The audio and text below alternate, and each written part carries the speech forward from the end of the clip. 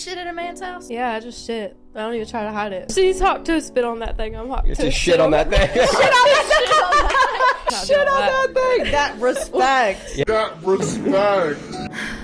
I don't even know where to start with this. Podcasts used to be a wonderful thing. Intellectual people from around the world could come together and provide us with hours of entertaining conversations. But in recent years, something has changed. There has been a shift in the universe, where now it seems that everyone and their great-grandma now has their own podcast. Over the past year or so, I've had the displeasure of witnessing podcasts like these. I see if a girl cheats, she does not give a flying fuck about you.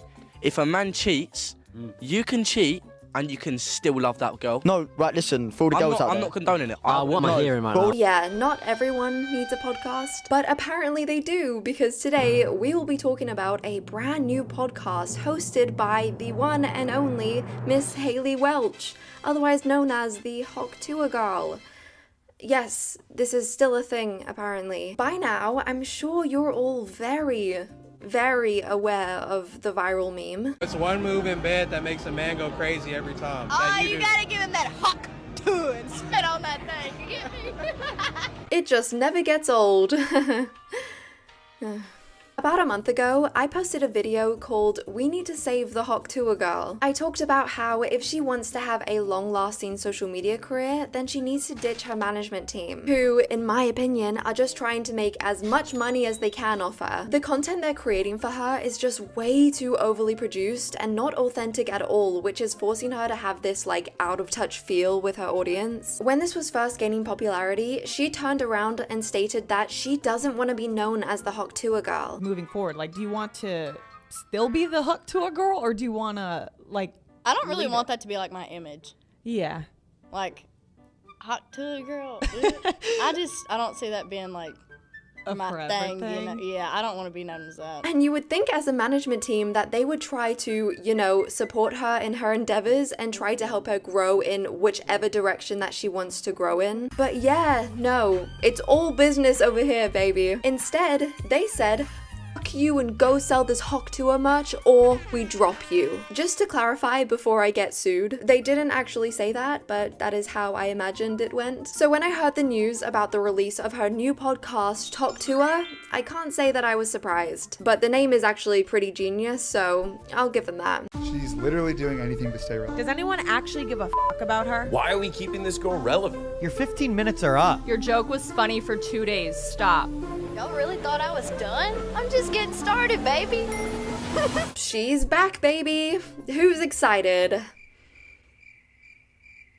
Sorry, I'm being too harsh. This is more aimed at her team behind her, if anything. My one-sided beef with them, I'm sure they're so scared. I'm Haley Welch. A little while ago, my life took a complete left turn and it changed forever. And along the way, I've realized that everybody's entitled to their own opinion. How did you just now learn that everyone is entitled to their own opinion? What could have possibly happened between saying Tuah to now for you to come to that realization? It reminds me of those guys that take drugs one time and suddenly they've achieved emotional intelligence. No joke, I've once heard a man describe his revelation to me, and word for word he said, "Do you ever realize that there are just people out there feeling all different kinds of emotions and dealing with all their own stuff?" Yes, I think I had that exact same revelation when I was about 5. Sorry, Tuah, for interrupting. Continue what you were saying. Well, now it's my time to talk. Check out my podcast every week, Talk Tuah, where I'm sitting down with the coolest guests and having actual conversations with them. Okay, sounds interesting. Again, guys, we can't judge her yet because we only know her for saying 2 words. Who knows what she's like in full podcast form? She could be the next Joe Rogan. We don't know, but it comes as no surprise to see that she had absolutely no creative input into any of it. Not even the set. The podcast has been launched by a sports gambling and media company owned by none other than Jake Paul. I don't think I could think of anything worse than having Jake Paul as my boss. The first episode just dropped, and I'm sure everyone is on the edge of their seat right now waiting to hear it. I mean, her podcast hit the top 10 charts within the first 24 hours of posting, so it must be good. Come on, Haley, it's not that bad. All right, it's time to get out of the bed and quit rotting. All right, I'm ready to talk. So I wanted to start my podcast out here in Belfast, Tennessee, where I was born at and where I've been ever since until a few weeks ago and everything changed. So we'll be talking about all the crazy stuff that's happened since I got into this mess, and the stuff that me and Chelsea like to do before all this happened. Okay, so far the energy is kind of giving her management team is behind the camera holding up a weapon type of vibes. Actually, I reckon they're holding up cue cards just telling her exactly what to say. This probably isn't even her actual house. I bet it's just a Hollywood film set. No, it's Tuah. Like, you really gotta put your emphasis. Yeah, you're not saying Tuah, you're saying Tuah, you know? Like, you gotta really put your back into it. Tuah, you know? My first guest is going to be somebody that's very dear to me, Miss Whitney Cummings. If you don't know who Whitney Cummings is, she's a stand-up comedian who also has a podcast. What a surprise. I think the better question to ask now is who doesn't have a podcast? But I've actually heard that Whitney's is quite successful, but I wouldn't have someone like that as your first guest, considering it's Hailey's show and she's supposed to be the one to carry it. So there's a lot of just mindless yapping within the first few minutes, with Hailey just talking about how she's in love with Matt Rife, and then they start talking about Botox. Yeah, that's actually a good point. There's Botox everywhere. Yeah, most people. I get a little myself. I call it Brotox when I do it. Yeah. Bro. You really? I get Brotox. Well, You here's don't the have thing. any wrinkles. No shit. Let me explain. And Whitney, you can back me up here. I don't get Botox anymore. No, hold on. The I earlier stopped. you get it, Yep. right? So when you start young, you're actually just getting rid of whatever wrinkles would pop up. I can't believe what I just heard. Everyone that I've seen who gets Botox at a young age just ends up looking 10 years older. Look at me and Alex Earl, for example. How many years apart do you think we are? None. We are the same age. She's 23 and I'm just about to turn 23. Whilst she gets asked if she's enjoying her 30s, sorry, that's a mean joke, I still get ID'd at the shops for buying paracetamol. I honestly don't know which one I would actually prefer. I want people to know when I'm pissed off at them. I want them to know when I'm mad. And I realized that when I had Botox, I didn't have any wrinkles. So I would be like mad at somebody and they'd be like, anyway, like they think I was joking. And I was like, I'm serious. And I would have to subtitle my face because they didn't have any wrinkles. Or wrinkles, Okay, I feel better. they convey information. I honestly I'm think gonna leave mine. At It gives this me point, character. wrinkles are a sign of youth. Yeah, I agree. That's why I agree. decided to just stop getting Botox. Wow, something I actually agree with. It's also the same for people who get fillers. This is actually so interesting, okay? Have you seen those celebrities who all of a sudden they just have this really puffy face? So this is actually called pillow face. Basically, scientists recently discovered that filler doesn't dissolve. It actually just migrates and spreads to different areas of your face. Sorry, off topic, but I just had to share it with someone, okay? Like having pubic hair, sweating, wrinkles, because it is just my goal in life to attract straight men, and it really deters all the gay men, and I can't date any more gay men. Yeah, shit, if you want to come over here and munch on this rug, go for it, boy. Yeah. You know. Yeah. If a guy looks at pubes on a vagina and is like, never mind, this is, you know. He's a sissy ass bitch. Yeah. That's exactly. We're Yeah. weeding I'm out glad the you think weed. that way. This is absolutely riveting stuff, ladies. I think they should start making, like, licenses for podcasts, maybe. Can I tell you something about you? I think part of the reason people love you so much, because you know you're like ghetto Dolly Parton or something. Yeah. I'd say so. love That is a that. good comparison right there. Trailer Trash Dolly or whatever it is that there's this epidemic where especially white women, super privileged white women, will talk about how hard their lives are and how and when I was at this Hollywood party, the producer hugged me too long and we all have to march because a white woman was uncomfortable. Whoa! Look, I know she's a comedian, but what a crazy thing to say. And Hailey's just sitting there agreeing as well. It just confuses me because when Hailey first blew up, she stated that she found all the attention from men really creepy and she wanted to try and get a wider audience. But now I'm getting the sense that they're really just trying to cater to that male audience, even specifically far-right males. Men just seem to be obsessed with her, and I've even seen recently that she's been used as this far-right symbol. They've made her into merch, they've made all these memes about her. So did trying to get a different audience just not work, and now she's just switched to completely feeding into that original creepy audience which she said that she didn't like? That's kind of what it looks like. And you just blew by the fact that, yeah, this is my family situation. What? Move on. Yeah, what about it? It's like I'm not making this my thing. It's like dark humor too. That's like how most people deal with it. But it's also, I don't want you to pity me, and I'm not going to try to be a victim in order to get attention. And like, I'm fine. I'll be okay. She's not like other girls, okay? We get it. There's no way they didn't pay Whitney to say all of this. I mean, this level of glazing has to be a calculated act. It's crazy how I said 2 words and now I'm hearing it. It's pretty wild. It is. It is pretty wild. I wish I'd have like jumped on it sooner though.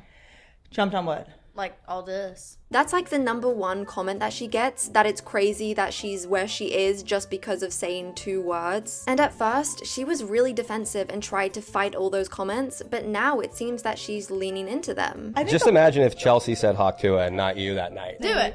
You do it. No, you do it.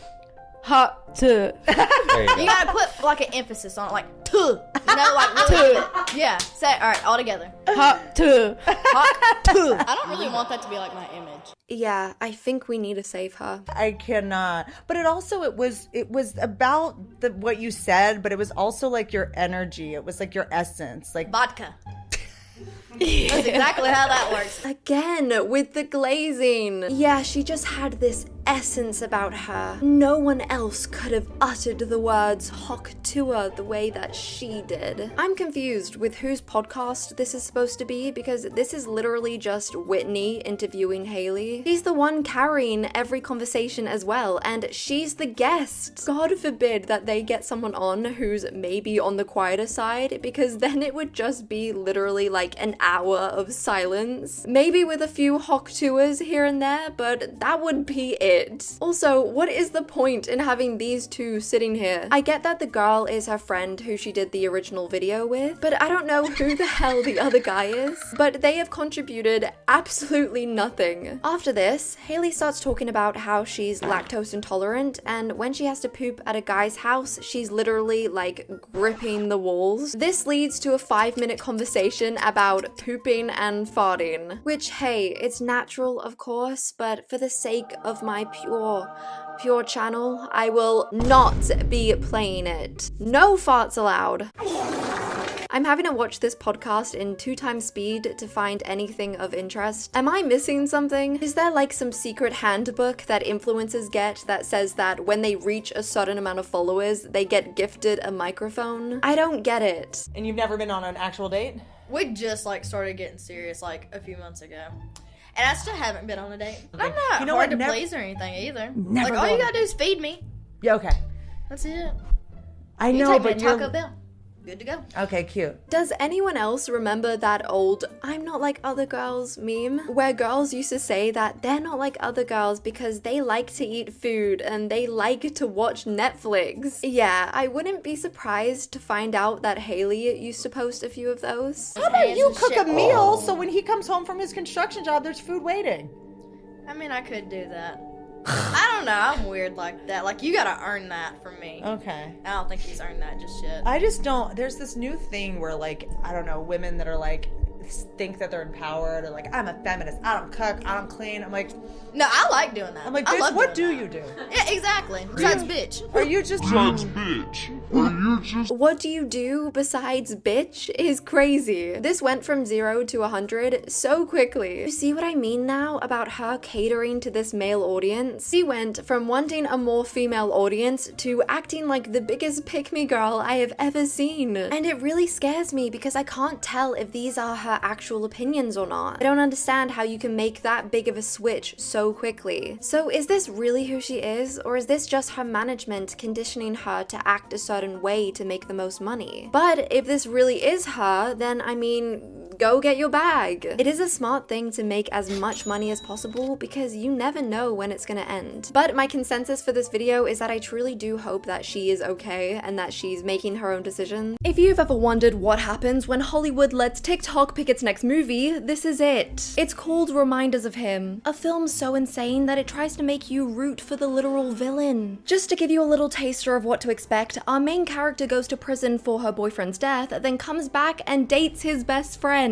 And no, this is not a psychological thriller. It's a romance. I wish I could tell you that that's where the insanity stops, but it actually gets worse. I literally had to take notes in the cinema because I could not believe what I was watching. But then again, I probably should have seen this coming. I mean, it's a Colleen Hoover story after all. Colleen Hoover is basically the unofficial leader of Book Talk, which is a site of the internet where people go to cry over fictional men, post dramatic reading reactions, and aggressively recommend the same 5 books to each other over and over again. And you can guarantee that a Colleen Hoover romance book will be in every single video. She's got a massive following and people are obsessed with her books, but at the same time, she's very much one of those authors where people will either love her or absolutely hate everything she writes. Her writing has been criticized for romanticizing toxic relationships, blurring the lines between love and manipulation, and treating abuse as a plot twist instead of a serious theme. And that's kind of her thing. Messy relationships, bad decisions, a lot of tears, and somehow it always ends up being romantic. Of course, we all remember the disaster surrounding her first movie adaptation, It Ends With Us. Basically, it was marketed as this fun, girly pop romantic adventure. Hello, Blake Lively here. Colleen Hoover. And It Ends With Us is in theaters now, so grab your friends, wear your florals, and head out to see it. Sure does look like a fun movie, but in reality, it's about a young girl trying to leave an abusive relationship. So yeah, I'm sure you can see how that didn't really go down well. And you'd think after that disaster, they'd take a step back and say, hey, maybe Colleen Hoover books don't exactly make for great romance movies. But apparently not, because here we are again. Reminders of Him makes all the same mistakes, just with less chemistry and more confusion. So let's dive straight into it, because I need to talk about this movie. The story starts with our main character Kenna, who's just been released from prison after spending 5 years there. Immediately, I'm sat there thinking, damn, what petty crime was she convicted of? Did she steal something? Did she commit a little tax fraud? Did she forget to scan an avocado at self-checkout? Like, what are we dealing with here? No, she killed her boyfriend in a car crash. Yeah, but not only that, she was drinking whilst driving. Am I just clueless on the justice system, or does 5 years seem like not enough time? I would expect 15 years, surely, but 5 years? That's a slap on the wrist. Anyway, of course they don't tell you straight away why exactly she went to prison, because that would probably make you hate her, and this is a romance movie, so we can't have that. So for now, all we know is that she did something she regrets. From there, she gets into a taxi and starts heading back to her hometown. During the drive, she spots her boyfriend's grave on the side of the road and asks the driver to pull over. So you think, aw, she's gonna go pay her respects to her boyfriend. That is so sweet, but no. She walks over to the wooden cross, pulls it straight out of the ground, and takes it back with her into the taxi. Just fully steals it. The way my jaw dropped in that theater, because girl, I thought we were trying to stay out of prison, not go straight back for petty theft. And I will say pretty quickly after this, we do get an explanation as to why she did it through a voiceover, which if you know anything about Colleen Hoover adaptations, you'll know that it's kind of her thing. I'm sad that I know that. Basically, in her books, she'll have the main character writing letters or journaling and then use that as a narration device throughout the story. In the book It Ends With Us, Lily writes letters to Ellen DeGeneres, of all people, as a way to process her childhood trauma. And look, I get how writing a letter to help understand your feelings must be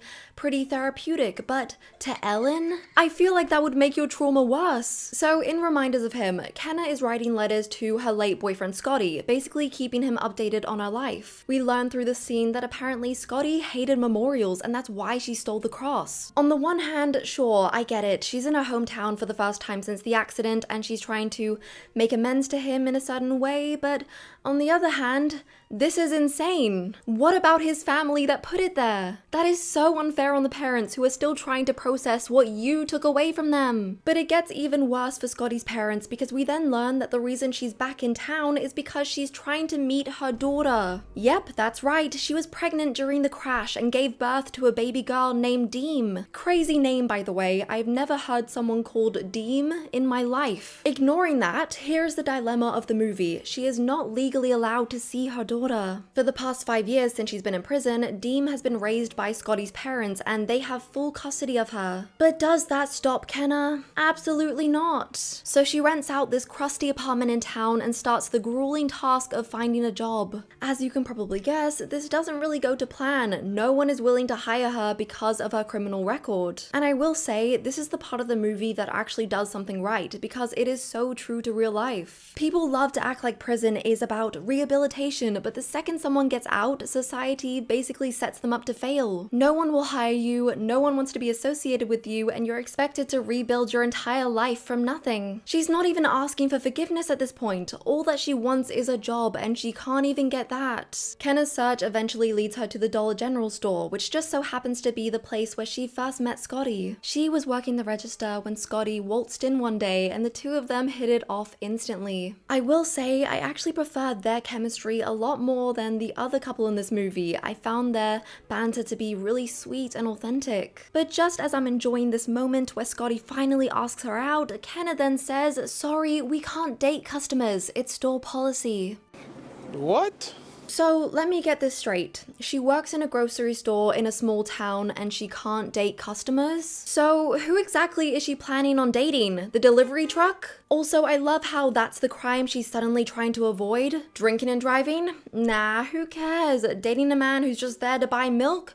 Oh, now we've gone too far. So Scotty just switches to the other cashier, so he's technically not her customer anymore, which somehow makes it okay, and from there, the two of them start dating. Flash forward to now, and after a long day of rejection after rejection, Kenna decides to visit a bookstore that her and Scotty used to love going to, only to find out that it's been turned into a bar instead. She ends up going in anyway and gets chatting to the bartender, who introduces himself as Ledger. What is with this movie and having the most insane names? Ledger seems like a nice enough guy, and you could tell there was some sparks flying between them. But in classic Colleen Hoover style, the mood gets completely derailed by some of the most unhinged dialogue I have ever heard. Ledger asks her if she wants anything to drink, to which she replies, "I'll have a coffee with caramel drizzle and extra foam on top, please." Does she think she's at a Starbucks? Because this is clearly a bar. There's bottles behind him, there's dim lighting, it is so obvious that no one is back there frothing milk. And the craziest part is that this wasn't a joke. She was genuinely being serious, and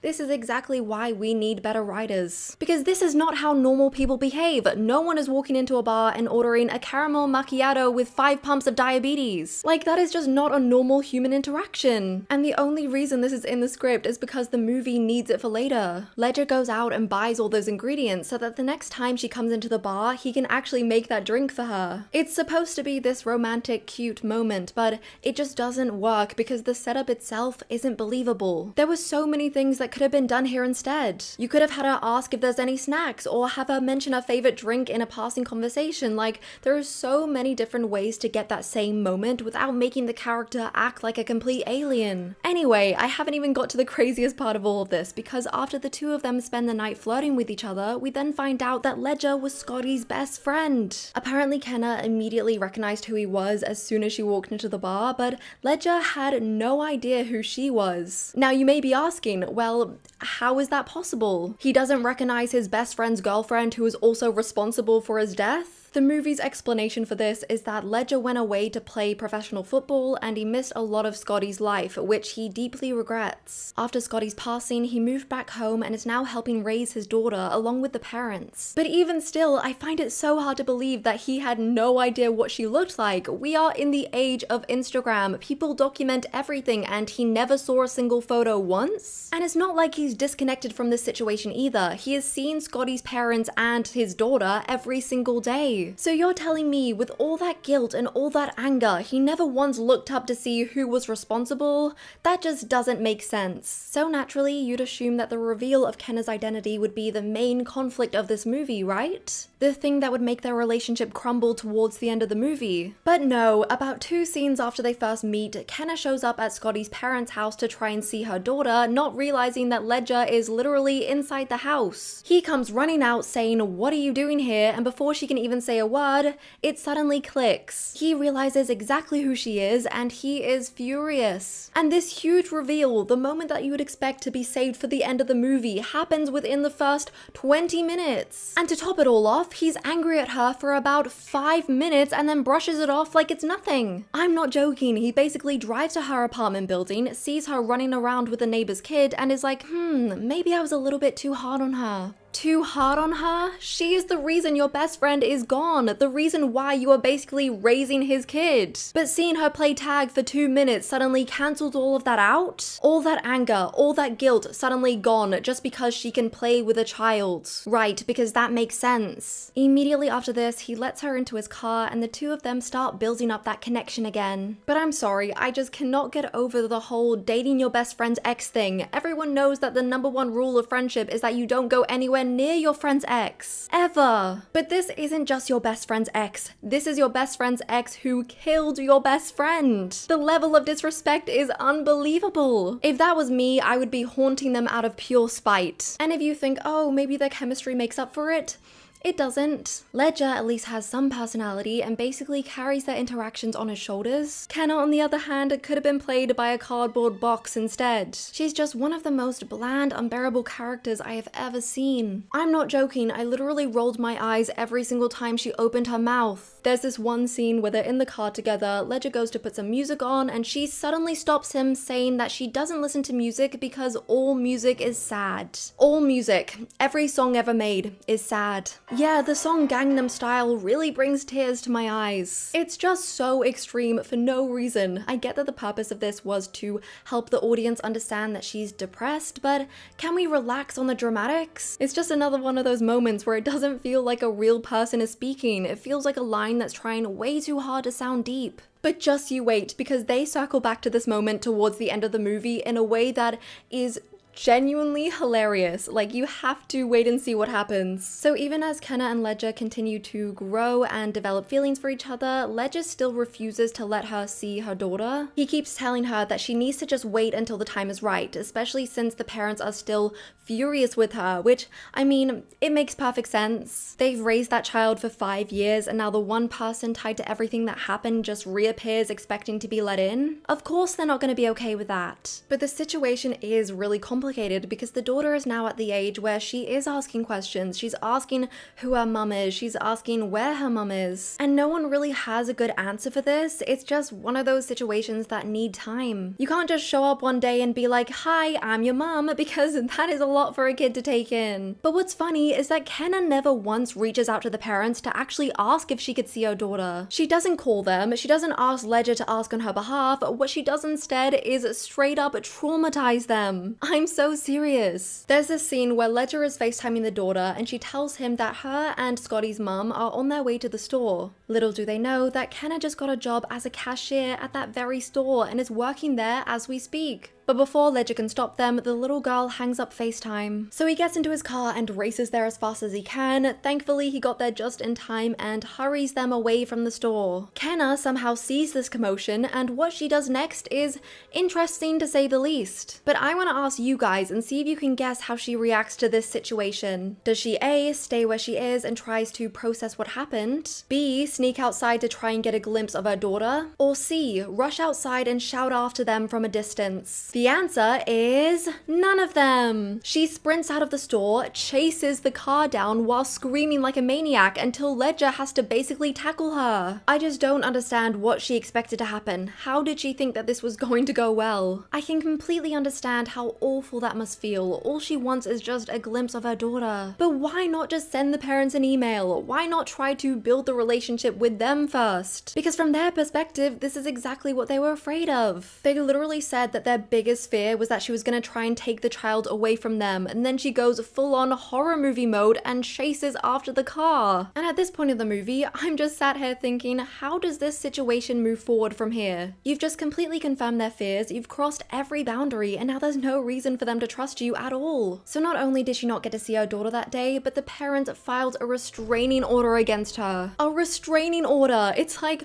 what is she supposed to do now? It just feels like the movie backed itself into a corner because realistically, there is nowhere to go from here. But then I remembered that this movie has no logic whatsoever, so it doesn't really matter what happened. And instead of Ledger taking the side of the parents, he takes the side of the girl he just met like a week ago, who again is responsible for his best friend's passing. The things men do to get laid. As the days go on and the two of them grow closer, Ledger starts showing her photos of her daughter and sharing little details about her life. I did think it was really sweet how involved he was in the kid's life. life, and you could tell that he really cared about her. But I just couldn't get over the fact he was doing this behind the parents' back for a girl he hardly knows. He even gives her a job working at the bar, but he has to hide her in the back so that the parents don't see her. It just felt really icky. Later that night, the two of them end up in Kenna's apartment, and as Ledger is looking around the place, he finds Scotty's memorial cross hidden under her sink. I completely forgot to mention this earlier, but the first time we actually see Ledger, he is ranting to his co-worker about how someone stole Scotty's cross. He's absolutely furious and keeps repeating how sick someone has to be to do something like that. So as a viewer, the second that Ledger found it, your stomach kind of drops because you just know everything is about to explode.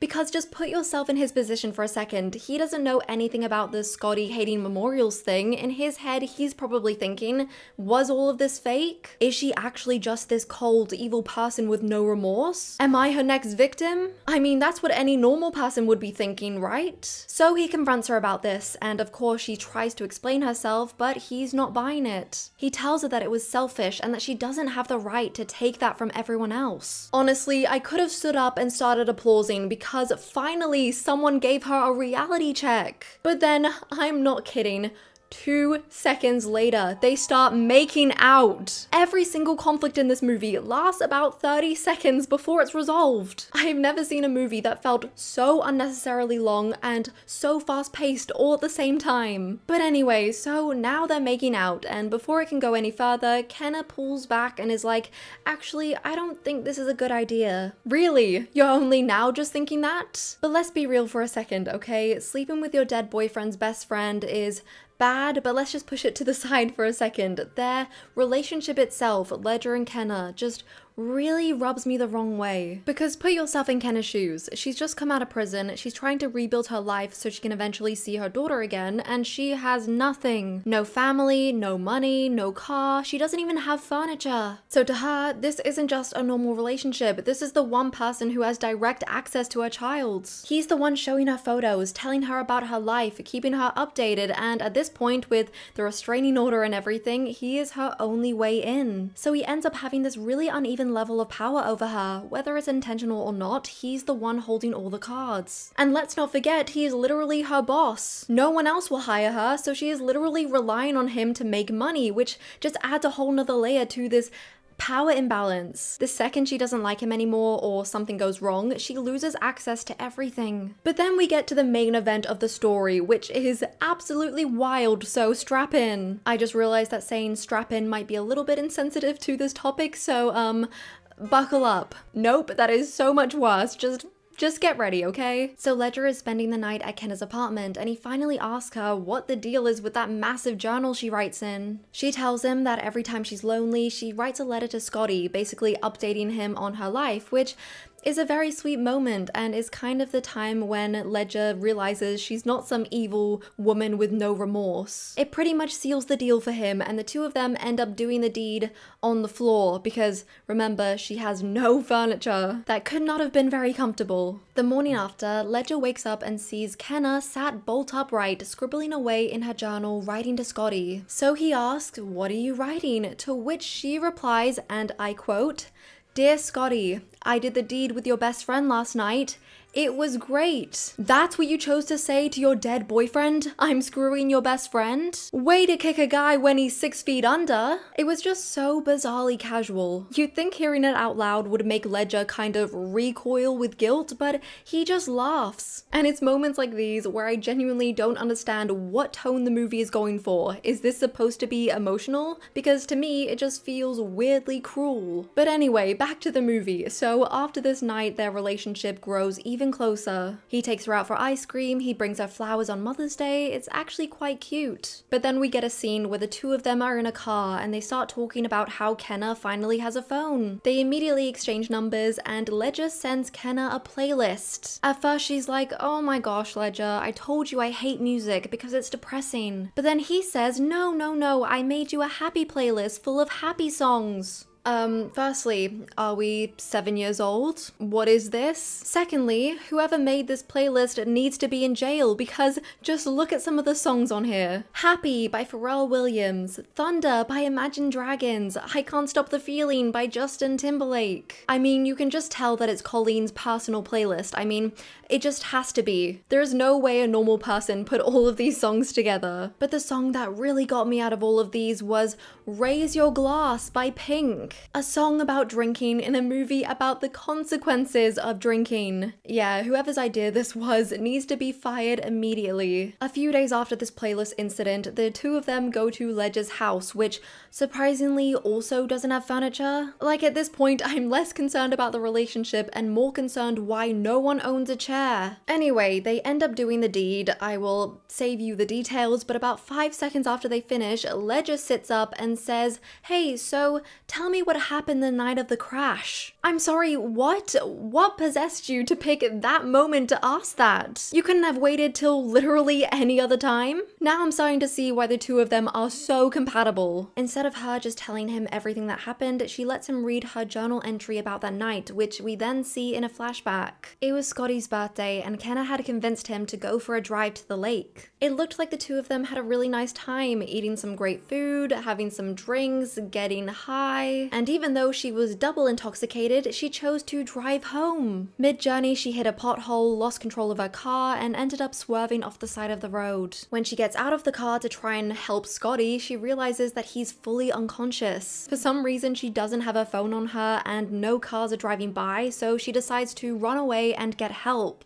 Somehow this leads her back to her house where she passes out from being so intoxicated and falls asleep. When the police show up at her door the next day, they tell her that they found Scotty alive, but because they arrived too late, he ended up dying from his injuries. Obviously, this absolutely destroys her to hear, and she pretty much goes mute from guilt. She never actually explains her side of the story or that she did try to help him, which led her to have a much harsher charge than she should have. And this is why Scotty's parents hated her so much, because to them and everyone else, she just abandoned him. The film tries to basically frame this in a way that makes you feel bad for her. Oh, it wasn't her fault. She did try to get help. But I'm sorry, no, that changes absolutely nothing for me. Because she wouldn't have been in that situation in the first place if she wasn't driving under the influence. And I find it genuinely disgusting that the movie tries to make you feel sympathy for her in that moment. Like, this is the big emotional turning point where we finally forgive her, but honestly, it just made me resent her even more. I have zero sympathy for people who drink and drive because it's always the drunk driver who survives. Always. And then the film wants to center their pain, their guilt, their redemption arc, like that's the story we should care about, and I just don't. But then once again we get emotional whiplash when Scotty's dad turns up at the house and catches Kenna and Ledger together. Feeling incredibly backstabbed, the dad punches him in the face twice and tells him to never come near him or his family again, which I mean, I don't blame him for. I think that's probably the best outcome of that secret being revealed. What, did they expect him to start jumping for joy seeing the person they trusted with the person that killed their son?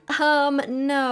Anyway, so this sends Kenna spiraling again and she feels like there is no way back from this. But honestly, at this point, I did not care that she felt bad. Throughout this movie, she is constantly going on about how hard her life is, how much she's struggling, how unfair it is, and I'm just sat there like, yeah, because of you. You chose to drive while intoxicated. You're the one who ran after that car like a maniac. You're the one who started sleeping with your dead boyfriend's best friend, and then you're shocked that your life is complicated? It is just so annoying to watch this type of character because at some point you have to take responsibility. You cannot keep acting like you're a victim of the circumstances that you created. But she never changes. And you will not believe how this conflict is resolved, by the way. So Ledger steals this car crash explanation page from her journal and gives it to the parents saying, hey, just, you know, hear her out. He turns around and leaves, and I kid you not, the very next scene, Scotty's mum shows up at Kenna's apartment and forgives her. Just like that, immediately forgives her. That is how quickly this movie resolves things. How about showing the reaction of the parents reading the letter, or even them having a conversation about Kenna in general? That would have added so much more depth to this story, but we don't get any of that. Instead, the mum immediately hugs Kenna and invites her to meet her daughter. Is this supposed to be a film about people experiencing their first day on Earth? Because in what world is this a normal reaction? You're telling me that they got a random letter that Kenna apparently wrote and just assumed she was telling the truth? The same woman who has been doing everything to try and access this child, and you didn't once stop and think, hey, maybe we should just take a second here. Nope, the very next day, Kenna comes over for dinner and meets her daughter. It just feels so unrealistic because any normal person would have a million questions to ask her before they let her anywhere near that kid. But what really got me is how they did this introduction. Because look, I've never been in this situation where the mum meets her child for the first time, but I would assume, you know, there would be some supervision involved. They would ease into it, you know? But in the movie, the kid is playing alone outside in the playhouse and the parents tell Kenna to go out there and meet her alone. I'm sorry, this is the same woman you have spent years being terrified of, and now she's just unsupervised in the garden with your granddaughter? It just completely breaks the logic of everything we've been told up to this point. These parents were so angry, so protective, so against her, and now they're suddenly okay with all of this. And straight away, Kenna tells the daughter that she's her real mum, and the kid's response is, okay, Kenna. Because of course it would be. It must be so confusing for her. Immediately after this, we get a flash forward into the future where we see Kenna, Ledger, and the kid replacing Scotty's memorial. Which again, I thought we were all on the same page with Scotty hating memorials. Wasn't that the whole,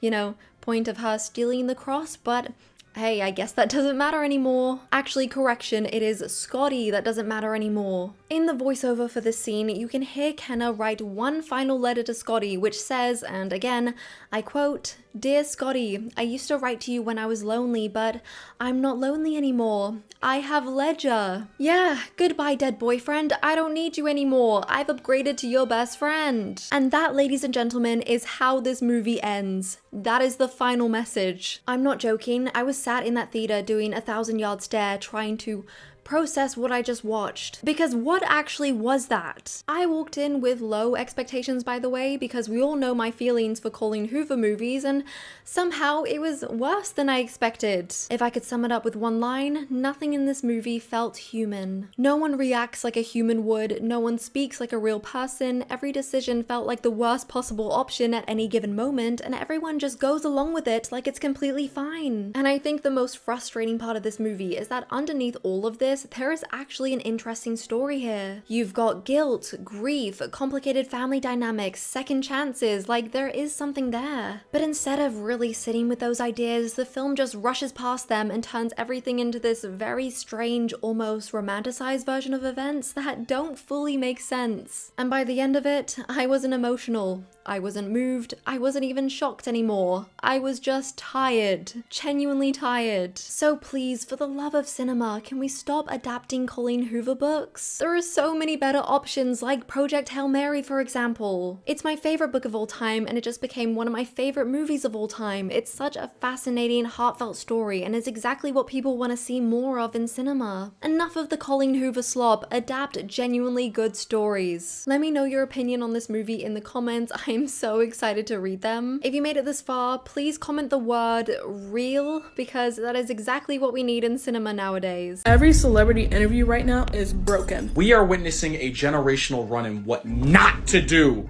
when asking actors questions.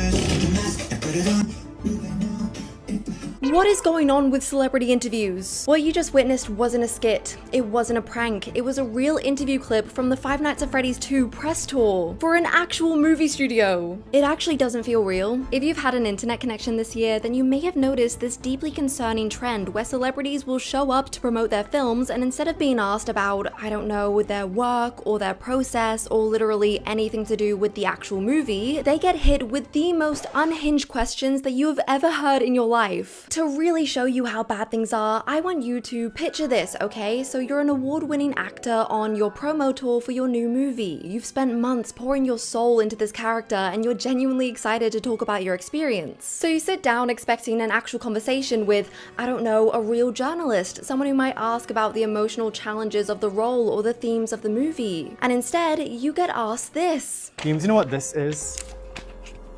I have no clue. No. Seriously, I don't know. That is a labubu. Okay.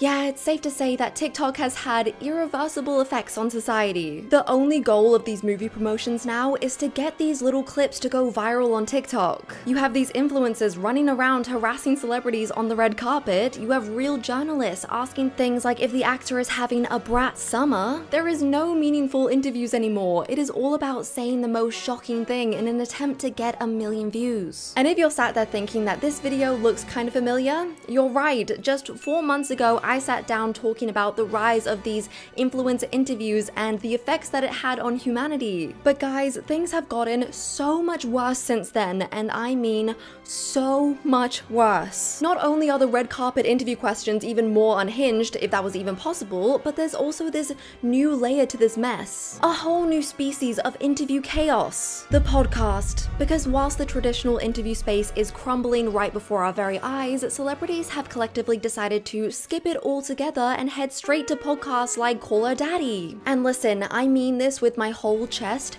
I have never seen an interviewer have literally zero interview skills until I watched that show. Call Her Daddy will get the biggest celebrities on earth, and instead of actually interviewing them, she just sits there and strokes their ego. I genuinely wish more people understood how damaging this is, not just for journalism, but for the entire celebrity media ecosystem. So today, that's exactly what we're gonna do. We're not just dissecting these painfully awkward press junket clips, no, we're going over the whole landscape, the podcast epidemic, the late night talk shows that feel more like hostage situations, the journalists who have been forced to become TikTok entertainers, and the moment that celebrity interviews officially lost the plot. So guys, I'm gonna really need you to buckle up for this one because I promise you, you have never seen anything this cringe in your life. But wait, before we dive into this mess, I need to confess something slightly tragic. I am terrible at booking doctor's appointments. Like the other week, I felt this weird pain in my chest, and instead of being smart and getting it checked out straight away, I just ignored it. Fast forward to later that night where I am Googling my symptoms in bed, convincing myself that I have 5 minutes left to live. And about midway through panicking, I was like, hold on, why am I doing this when I could just book an actual in-network doctor who's right for me? Well, that's literally what today's paid partner, ZocDoc, is for. You don't have to wait for the office to open or sit on hold forever. You can just find and book someone instantly before your head even hits the pillow. ZocDoc is a free website where you can search and compare high-quality in-network doctors, choose the right one for your needs, and click to instantly book an appointment. And ZocDoc isn't just for one type of care. They have more than 100,000 providers across nearly every specialty, from primary care to dental health, eye care to urgent care to mental health, and more. It's the one-stop shop for all your healthcare needs. With ZocDoc, you can filter doctors by insurance, locations, and specialities. What I love is that you can actually read verified patient reviews, see their photos, and get a real sense of who they are before you go, so you can choose the right care for you. ZocDoc helps you get appointments fast, typically within just 24 to 72 hours, and you can even score same-day appointments. Stop waiting and start getting the care you need. Go to ZocDoc.com/Marina to find and instantly book a top-rated doctor today. Thank you, ZocDoc, for sponsoring today's video.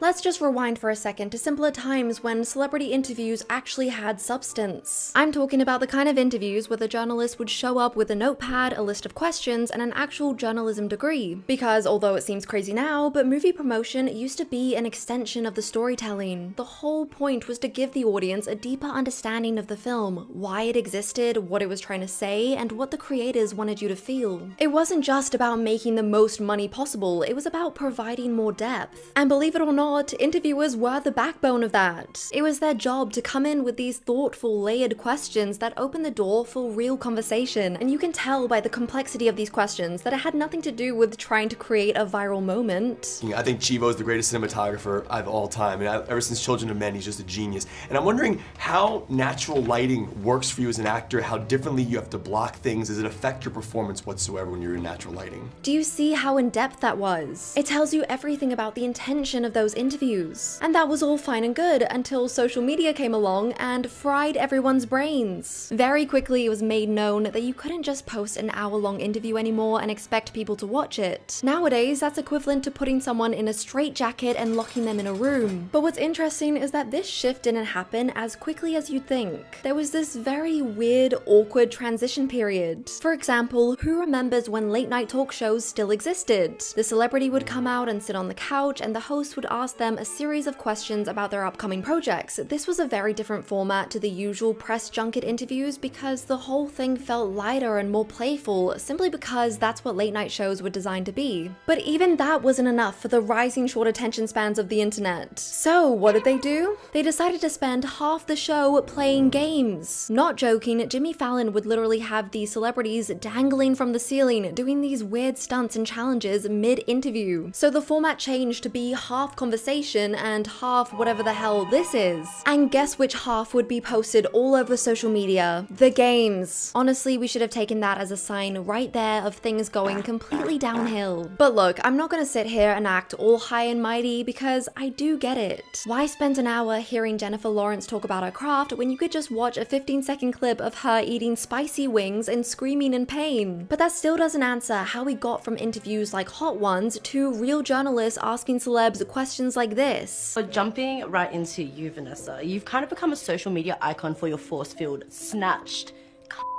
fierceness face. Oh God. Well, I believe there is one culprit at the scene of the crime. Influencers. A few years ago, studios discovered something that completely changed the way they approached movie promotion. Whenever celebrities were invited to premieres or award shows, it would always get so much attention online. Not because they were good at making content, but because they would post videos like these.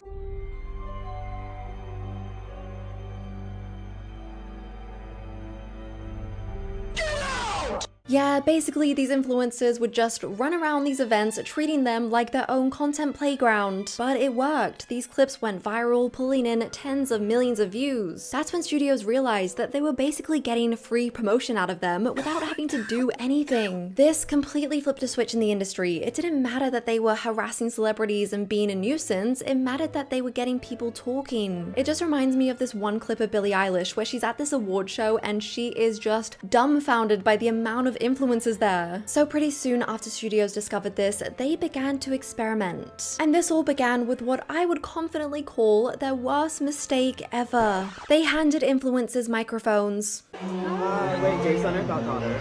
Sorry? Pick one, gay son or daughter. Oh my god.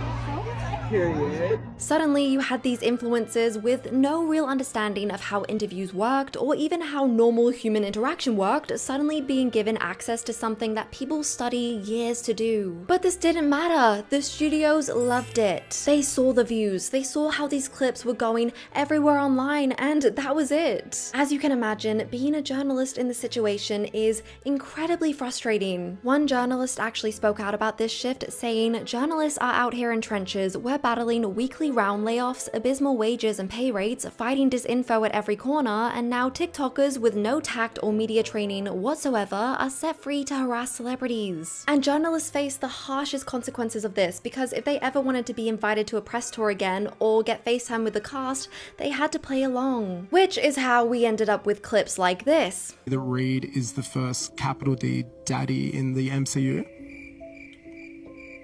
Are there no other fathers? Oh, I mean daddy.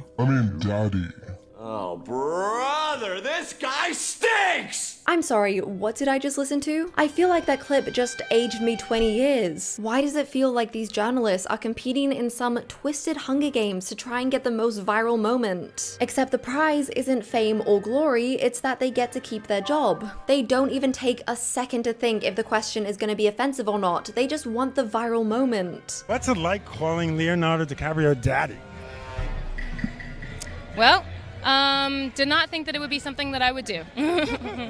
I'm sorry, are we okay? Are we as a society genuinely okay? Because why on earth is that a real question being asked in a professional interview setting? And this guy as well is literally a veteran interviewer. I see him on every red carpet. I just think it's so sad that it's gotten to this point where people with degrees are acting like this. Another thing that I've been noticing is that half the time these questions won't even be relevant to the actor. Are you Team Conrad or Jeremiah?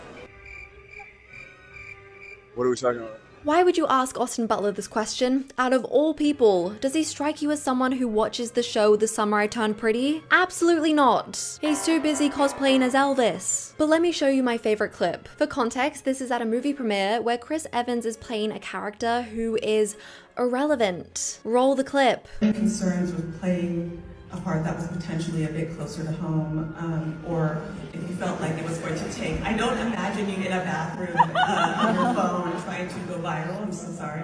I genuinely think that these people must have zero media training, because why on earth would you think to ask a question like this? And I don't even think that this person was trying to get a viral moment. I just think that they had nothing going on up here. But guys, don't worry, because here on my channel, you will never find that level of unprofessionalism. I'm kidding, but if you love all things movies, TV, entertainment, then you are in the right place. So subscribe to my channel so you don't lose me in the algorithm. And can I just say that I am so sick and tired of these tiny little microphones they're using. Am I the only one who finds it a little bit disrespectful? It's like you're starting off being unprofessional. It's just so strange to me. And you can just tell that the celebrities hate it too. I feel like they especially hate the ones who have the little microphone but also try to act like the star of the TikTok. All right, we got a little mic right here. We got Timothy Chalamet. Do you have any like dance moves that you go to, like a go-to?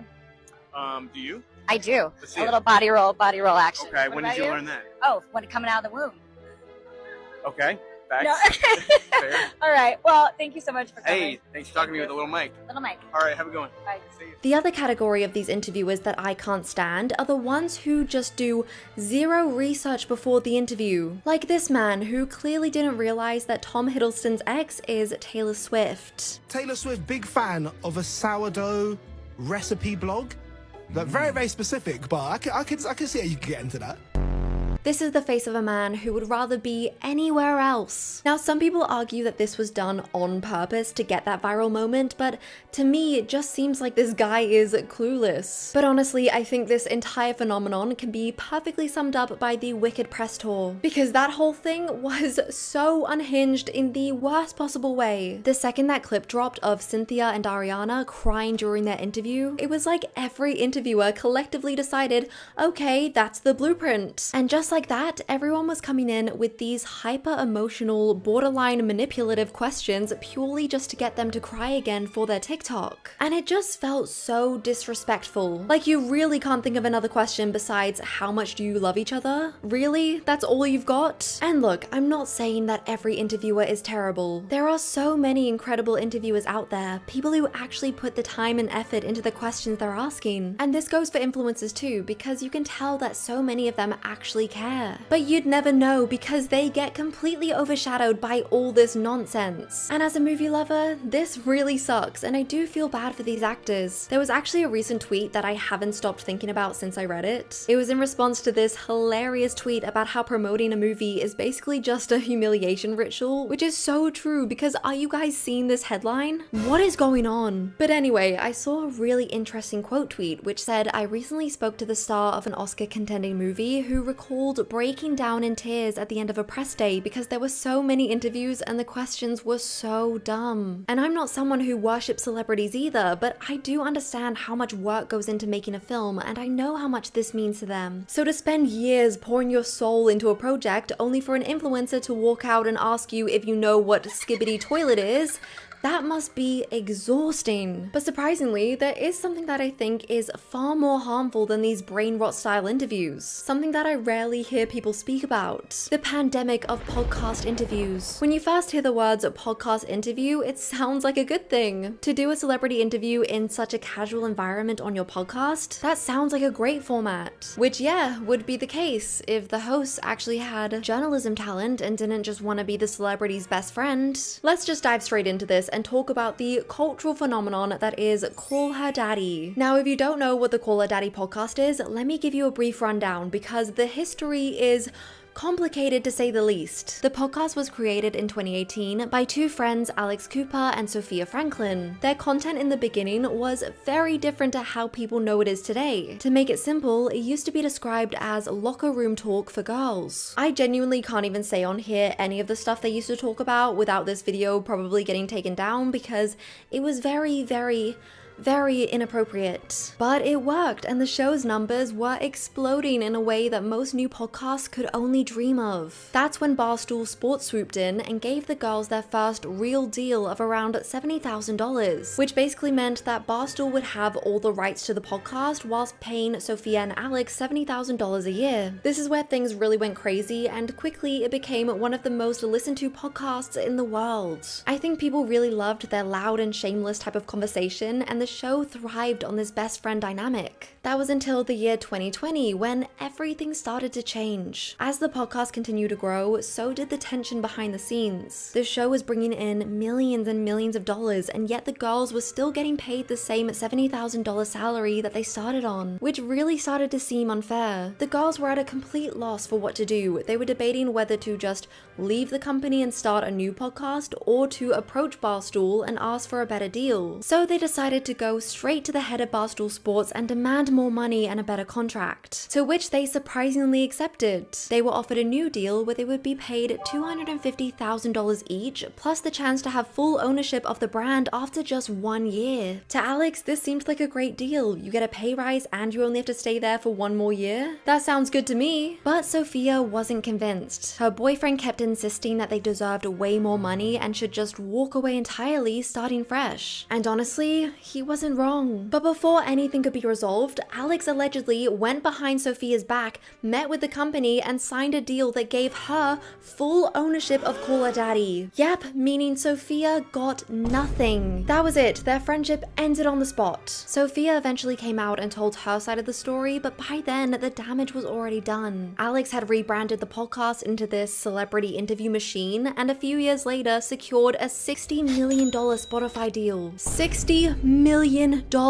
Imagine if you were Sophia in that situation. So yeah, that is the messy origin of Call Her Daddy that a lot of people just love to forget. As someone who has never actually listened to a full episode of the podcast, I've always found the appeal of the show just fascinating. I think what frustrates me is how Alex Cooper gets all these amazing guests on the show, and instead of having an actual in-depth back and forth conversation, she just lets the celebrity speak while she sits there and occasionally goes, "Oh my god, I totally agree." Give me a break. It's very clear to me from listening to the show that Alex Cooper has no journalistic abilities whatsoever. She doesn't press her guests, she doesn't ask follow-up questions even if the celebrity starts spilling all these secrets. Instead, she'll just giggle and relate it back to herself, or move on to another pre-approved topic. And I get that she never claimed to be a journalist, and this isn't supposed to be one of those types of shows, but I think when you're handling such important and delicate conversations, it's only right that you have some sort of skills and abilities to be able to handle it. For example, Jamie Lynn Spears decided to go on Call Her Daddy to talk about her side of the story regarding Britney's conservatorship, which is a very controversial topic. So for the whole podcast, Jamie is just sitting there crying as she explains things, and meanwhile, Alex is just sitting there like a log, not doing anything. There was never any pushback, even though what Jamie was saying went against everything that Britney had claimed. And I'm not saying that she should just start a fight, okay? Because everyone deserves to have their side of the story told. What I am saying is that a normal journalist would mention these inaccuracies and question them on it. But instead, Alex just moves on to the next question. I genuinely don't think I've ever heard her say anything that wasn't written on a cue card. But even controversial topics aside, Alex just seems incapable of asking a follow-up question ever. It's like she can't engage in normal conversation. A perfect example of this is her interview with Charlize Theron. Here you have the opportunity to talk to an Oscar-winning actress. The possibilities for an amazing conversation is endless. It starts off with Alex asking Charlize how she feels about her new movie, The Old Guard 2, and how it is revisiting a character for the second time. And so this was nice because it gave me an opportunity to kind of like go and revisit a character that I had played before.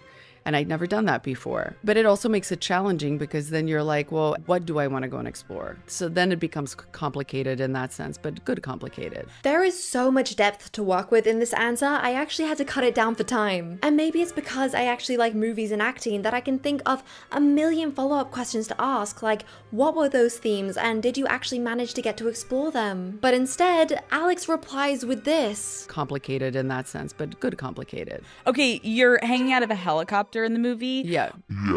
I mean, she doesn't even acknowledge Charlize's answer at all. She just immediately moves on to the next question. Usually in professional settings, if the interviewer had a different type of question to ask next, they would find a way to transition the topic. For example, they might say something like, talking about exploring different themes, how different is it to find character depth in the action genre, which is traditionally story-led, as opposed to character-led like in dramas? That way, there's not so much of a harsh jump from question to question, because right now, Call Her Daddy just feels like one big game of 21 questions. And what I find so ironic is that the tagline of Call Her Daddy is creating conversation. But in reality, it is literally the furthest thing from a conversation. Creating conversation means asking follow-up questions and not just waiting for your turn to speak. But instead, it's just harsh cuts between questions, which is just so grating as a listener. But hey, listen, I can understand why these celebrities would want to go on Call Her Daddy because, oh my gosh, can you imagine the ego boost? And there is so many celebrity podcasts who do the exact same thing, like Zane Lowe or The Vial Files. The audience assumes that these conversations are honest and unfiltered, like they're just chatting as friends. I usually see comments of people being like,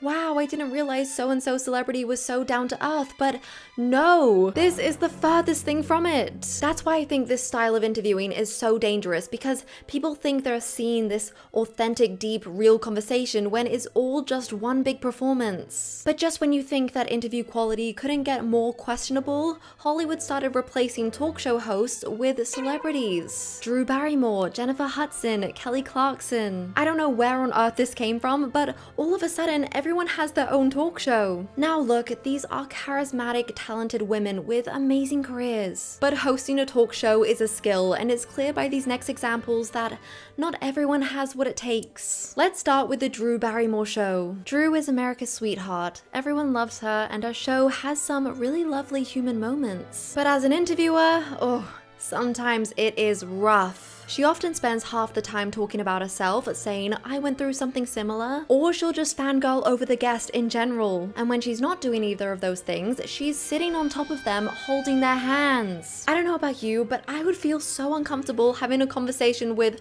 a friend being that close, let alone someone I barely know. Now that I think about it, it makes sense why these shows aren't as popular as prime Ellen DeGeneres. Not just because people don't watch TV anymore, but because I genuinely don't think anyone wants to watch a celebrity have their butt licked for 30 minutes. It's boring TV. Now we get to the worst case of this, the Jennifer Hudson show. Jennifer Hudson is an incredible singer with an Emmy, Grammy, Oscar, and Tony. She's literally a superstar. But now she's hosting a daytime talk show, which would be fine if she was actually a good host. I've seen clips where she asks a question and then accidentally interrupts the guest to add her own commentary, or repeats the question in a different way as if she's forgotten that she's already asked it. I feel like with Jennifer, it's not just that she's a bad host, I feel like she can't have a normal conversation. Just look at this cringe clip where she interviews Kesha. I was an extra on Dreamgirls.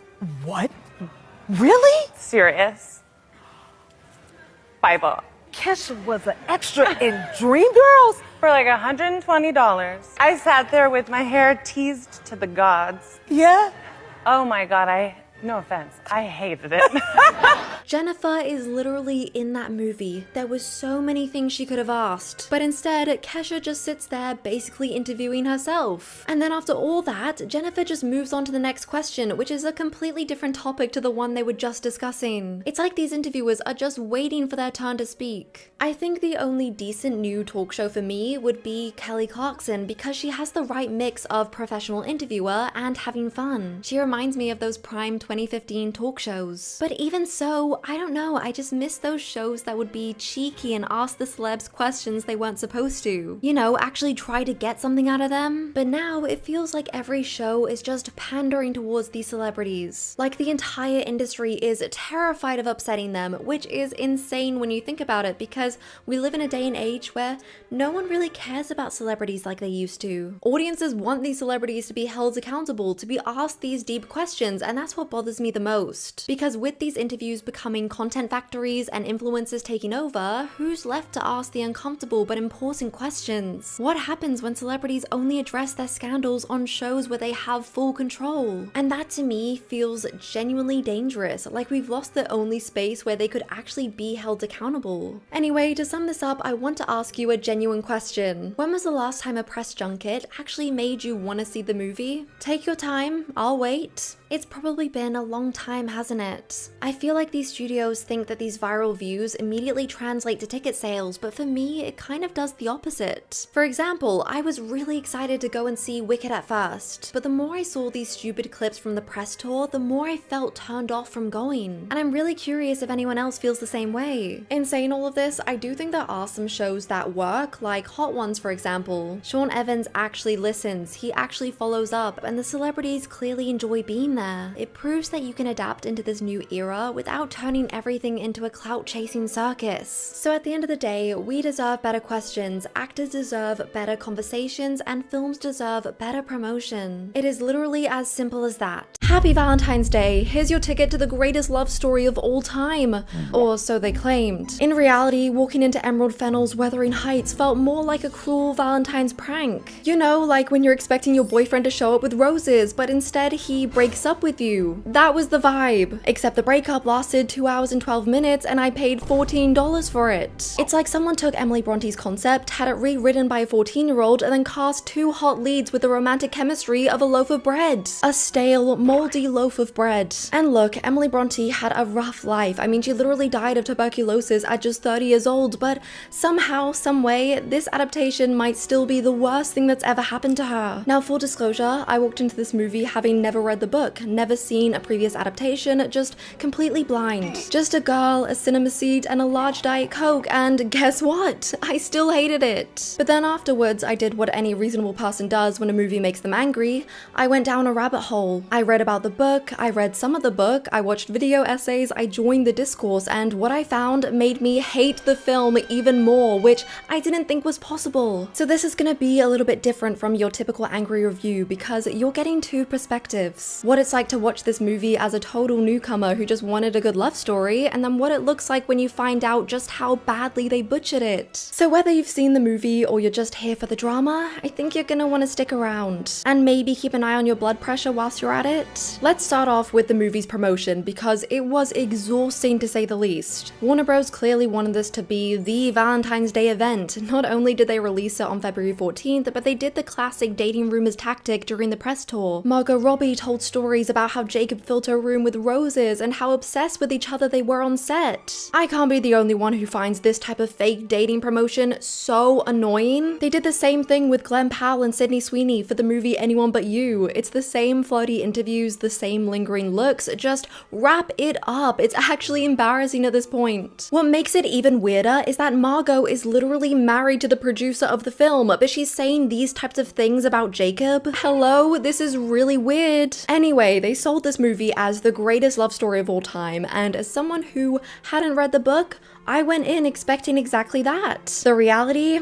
Oh, it was romantic, alright. If your idea of romance is psychological abuse, obsession, and bodily fluids everywhere, that's not an exaggeration. We're talking screaming in each other's faces, degrading one another, and being awful to everyone around them. And then 5 minutes later, we're watching them make love like it's the most passionate story ever written. I was just sitting there thinking, am I supposed to be giggling and kicking my feet at this? How can you show me two of the most unlikable people and frame it as if it's The Notebook? It's like the movie wanted me to find toxicity hot, and that is exactly the problem. It was only after I did my own research on the story when I discovered that the original Wuthering Heights isn't a romance at all. It's actually a dark psychological tragedy which doesn't want you to romanticize these characters. But did I know that going in? No, and neither did the majority of the audience. So here's what we're gonna do. First, I'm gonna walk you through the movie exactly how I experienced it as someone who hadn't read the book. And then we're gonna talk about the book, because once I went away and learned what this story is actually supposed to be, it explained everything. It mostly explained why I hated this movie as much as I did. So let's just get into it, and be warned there will be spoilers ahead. Not that I suggest you see the movie anyway. Let me set the scene for you. The movie opens with a black screen, you hear aggressive rustling and male grunting, and you think, oh my gosh, are we actually starting with this? Except no, you absolute pervert. The camera lifts up and reveals a man being hung. Bet you didn't see that coming. Neither did I. To be fair, I have to give credit where credit is due, and I did think that the whole bait and switch thing was actually quite clever. She wanted us to think it was gonna be this raunchy, filthy movie straight away, but instead it was confronting and dark. But about 5 seconds later, all of that goes completely out the window when we see that the man being hung has an erection. Oh, and it even zoomed in on it for us, just in case we didn't see it. From that point, I realized exactly what this movie was gonna be. We then get introduced to Heathcliff as a child. He's an orphan who gets brought into the Earnshaw family, and that's where he meets Catherine Earnshaw. Straight away, you can tell that this is not a happy household. Catherine's dad is this violent drunk who takes his anger out on the two of them. Naturally, from this, Catherine and Heathcliff form this intense bond. And honestly, this was the best part of the movie for me. I found the child actors just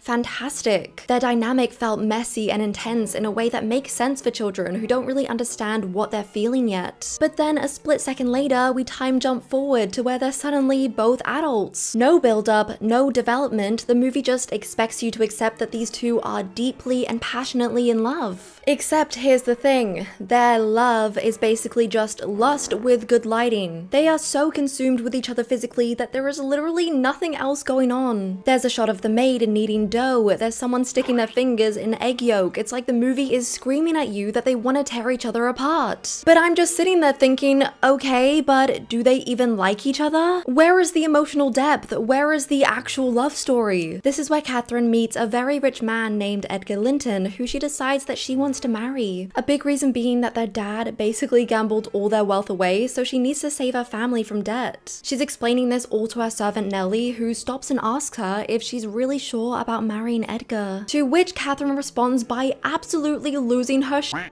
She goes off on Nellie, telling her that she doesn't know anything about love and that she'll never be loved. And I was like, okay, so I don't like you at all. She continues her rant by saying that marrying Heathcliff would degrade her. What she doesn't realize is that Heathcliff was standing right outside the door and heard everything. Awkward. Nellie notices Heathcliff standing there and then walking away, but she doesn't tell Kathy. Which honestly, I don't blame her. You tell me that I'll never be loved and now I'm supposed to save your relationship? Absolutely not. Heathcliff does what every dramatic man does, leaves mid-sentence and misses Kathy saying that she loves him. This is the part that I didn't really understand, because why would it degrade Catherine to marry Heathcliff? She's basically living in poverty at this point, meaning that her and Heathcliff are literally in the same boat. Yeah, she wants security, yeah, she wants money, I get it, but the way that she says it, the way that she spits it out like he's nothing, it just didn't add up. Something felt off, and as it turns out, something was off. Because there's a huge piece of context that the film just cuts out, and once you know what it is, that line hits so different. But we'll get to that in a minute. For now, just know that watching it blind,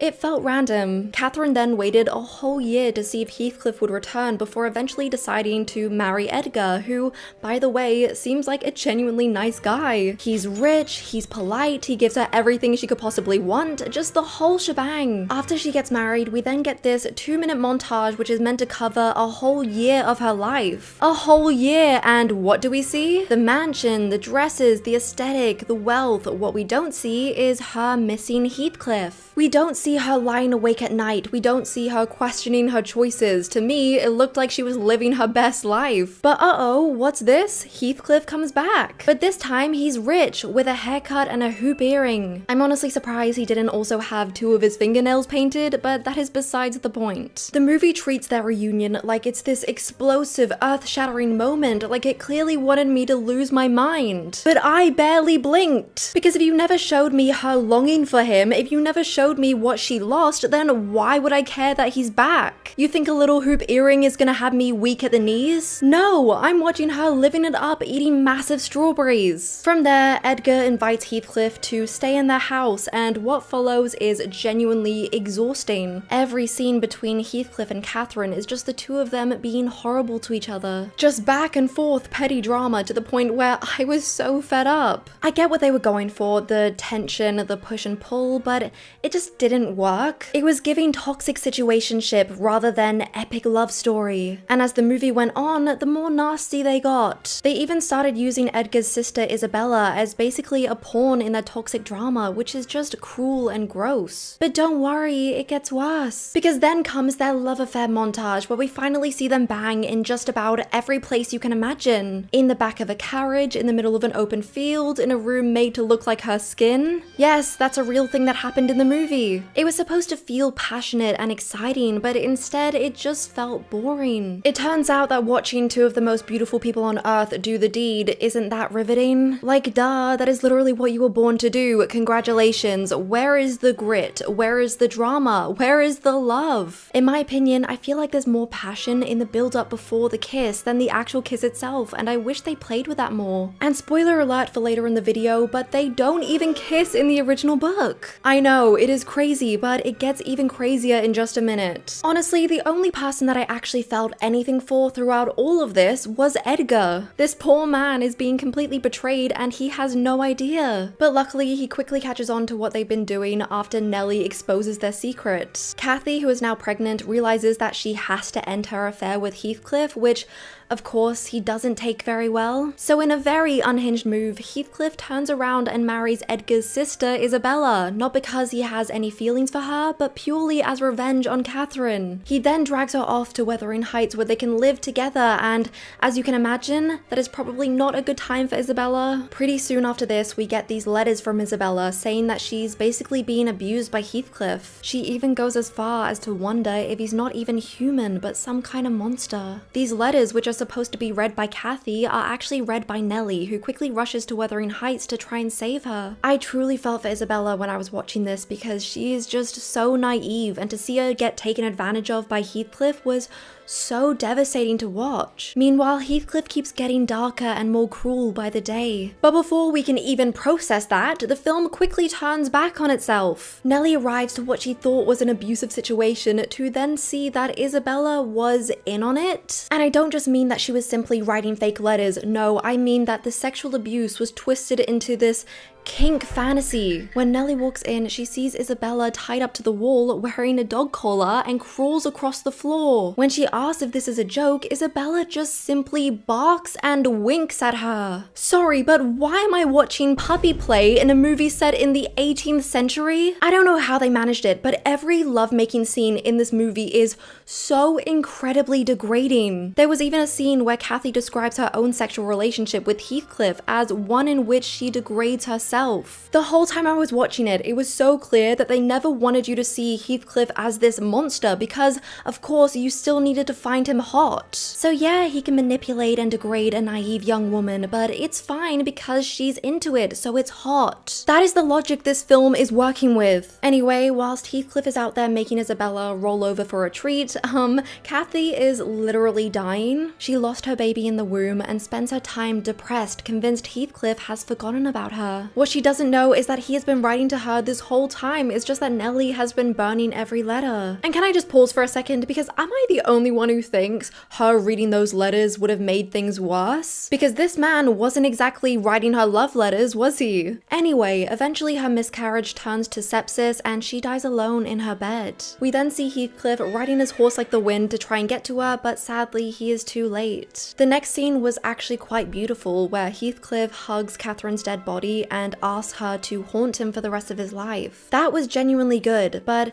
then the movie just kind of ends right there, and I just sat there very confused because around me all I heard were people sniffling and crying, and I genuinely felt like I had watched a different movie. I understand it's sad, but I felt nothing towards these characters. Not because I'm heartless, but because the movie never gave me a reason to care. They were two of the most whiny, self-destructive, immature people I have ever watched on screen, and the film film just assumed that watching beautiful Jacob Elordi cry would be enough to have me invested. But it wasn't. Now listen, there are good things about this movie, like the score for example. It's dramatic and intense, constantly trying to tell you how to feel, which is probably necessary because without it, I doubt you would actually feel anything. The fact that on a first watch, I had time to analyze the sound and the lighting instead of being emotionally invested, that is not a good sign. Visually, it's amazing. Some shots are genuinely gorgeous, I'll give it that. But pretty cinematography can't save a hollow story. I left the cinema thinking, maybe I just didn't get it, you know, maybe I'm missing something. But once I went home and actually looked into the original book,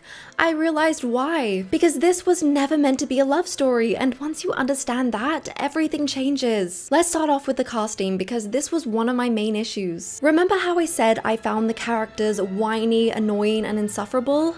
Yeah, because in the book, that makes sense. They're supposed to be around 18 years old. Kathy is around 17 when she gets married, and Heathcliff is 19 when he returns. So their immature behavior makes perfect sense. In the movie, we're watching a 35-year-old and a 28-year-old behave like dramatic teenagers, and we're supposed to find it hot. I don't care how hot they are, watching them act like narcissistic idiots for 2 hours is not romantic. And even beyond that, the chemistry just wasn't there. The film kept telling me that they're so obsessed with each other through the many intimate scenes, but I never believed it. I feel like the film confused physical contact and connection. I mean, just because they're constantly clawing at each other doesn't mean that there's any depth there. It just means they need to calm down. It didn't help that I could only see them as Jacob and Margot, not Heathcliff and Catherine. They just didn't belong in those roles at all, and for the longest time I was genuinely puzzled at how this casting came to be. So I did a bit of digging and found something out that genuinely made my eye twitch. Basically, Margot Robbie originally signed onto this as a producer, and then after reading the script, she decided that she wanted to play Kathy. And I'm sorry, but that genuinely makes my skin itch, because when you're producing the film,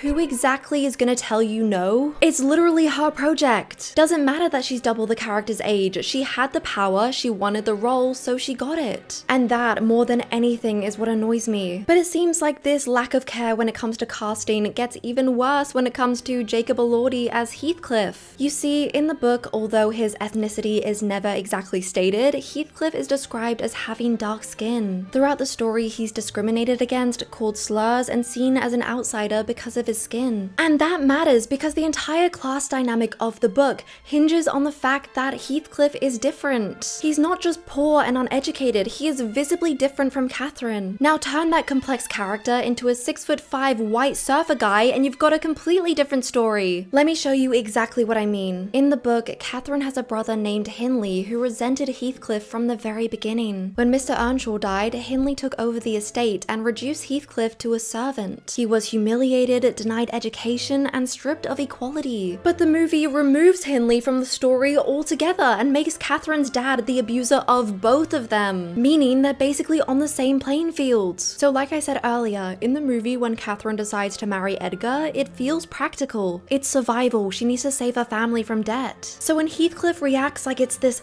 unforgivable betrayal, it almost feels dramatic. But that's because the film strips out the layer that makes this devastating in the book. In the book, Edgar isn't just rich, he's also white, which makes him the socially acceptable one. So the reason this decision hurts him so deeply isn't because she just chose the money, it's because she chose the world that rejected him. And then the movie does something else which makes this whole thing even flatter. So not only did they change Heathcliff's race, but they also had a Pakistani actor play Edgar. That completely changes the dynamic from the book. Because now, instead of Catherine choosing the white socially acceptable man over the racially ambiguous man, she's just choosing the richer guy, which makes Heathcliff's devastation feel so much smaller. And the film doesn't build anything new to replace that lost tension, it just keeps moving like the emotional weight is still there. Let's go to the part where Heathcliff comes back after his long time away. In the book, his entire reason for being back is revenge. He wants to end every single person who ever humiliated him. But as the story goes on, the darker his obsession with power becomes. He's entitled, he's narcissistic, he's misogynistic, he believes he is owed Kathy. In the movie,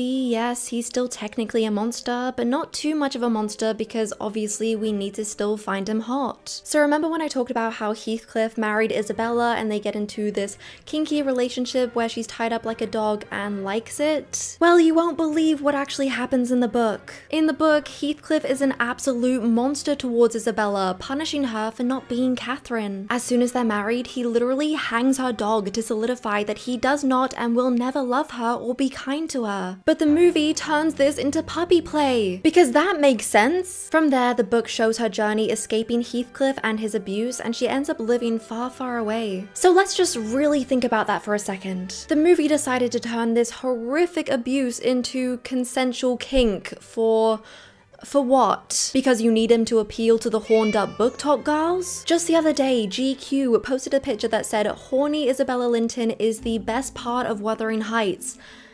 Are we serious right now? Have we all collectively lost our minds? It's not even that these scenes are graphic either, because there's no nudity in this movie, which is surprising. It's that it's so degrading with the intention of being sexy. They cut down Heathcliff's monstrous character arc so we can find him hot, and that is exactly the problem. Because Wuthering Heights is not a romance. They don't love each other because they're attracted to each other. They love each other because they see themselves as the same person. Catherine doesn't say, "I love him." She literally says, "I am Heathcliff." That is not a crush, that is identity. The story is about two ego-driven, obsessive people ruining each other's lives and dragging everyone else down with them. You're not supposed to want what they have, you are supposed to hate them, but also kind of understand them. So when you strip away that entire layer of the story, you're left with two mildly insufferable 30-year-olds in a toxic situationship. And honestly, hearing the backstory behind this adaptation makes everything make sense.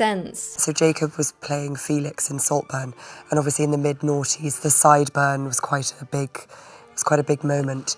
And when I first saw him in the haircut, I realised he looked exactly like the Heathcliff on my sort of very, very well-worn copy of Wuthering Heights that I'd had since I was a teenager.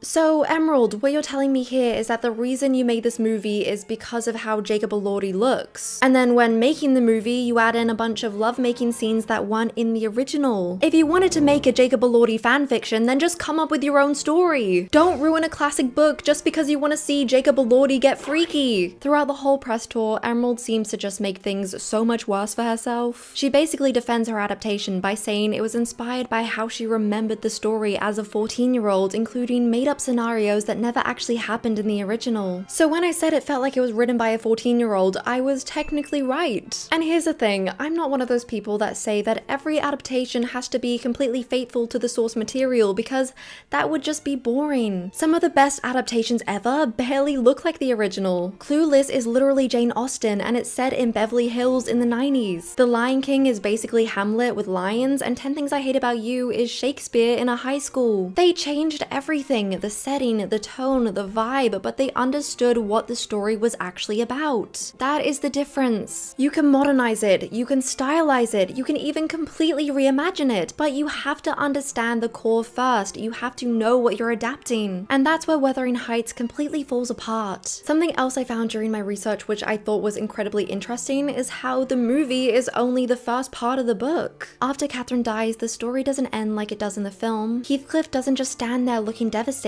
he becomes more of a monster and manipulates the next generation. It's messy, uncomfortable, and shows how obsession spreads and rots everything it touches. And then there's the whole supernatural element. The book literally opens with Catherine's ghost at the window, and it ends with people saying that they see the two of them wandering the moors together. It's romantic in a twisted way. It makes their love feel mythic and cursed at the same time. The movie cuts all of this out, which had fans very upset. But in my opinion, I don't know if adding all of that in would have saved this version, because it already felt rushed. We jump from childhood to adulthood in about 5 minutes. Catherine's entire marriage flew by in a montage, and her death was even quicker. If they tried to squeeze in the next generation and the haunting ending on top of everything else that was in it, it would have felt even more chaotic than it already was. But on the other hand, cutting all of that out does change the meaning. It frames the movie as this doomed romance instead of showing the damage that the romance caused. Anyway, after being so disappointed by this film, I did what any other movie nerd does and went online to see if others felt the same. And yes, there was plenty of people ripping the film apart, giving their own takes and analysis on the adaptation, which was great. But then all of a sudden, I started to get this influx of videos on my timeline of people hating other people for criticizing the movie. They were saying things like, "People are taking this movie too seriously, just turn your brain off and enjoy it. It was made for the girls." So Sorry, but is it just me that finds that so incredibly backwards? Since when did Made for the Girls mean that it shouldn't have depth? Since when did romance automatically become this genre where we're supposed to lower our standards and turn our brains off? Bad adaptation aside, the movie itself was bad. I don't care that it was two hot leads being freaky together. It's just such a strange take because it basically implies that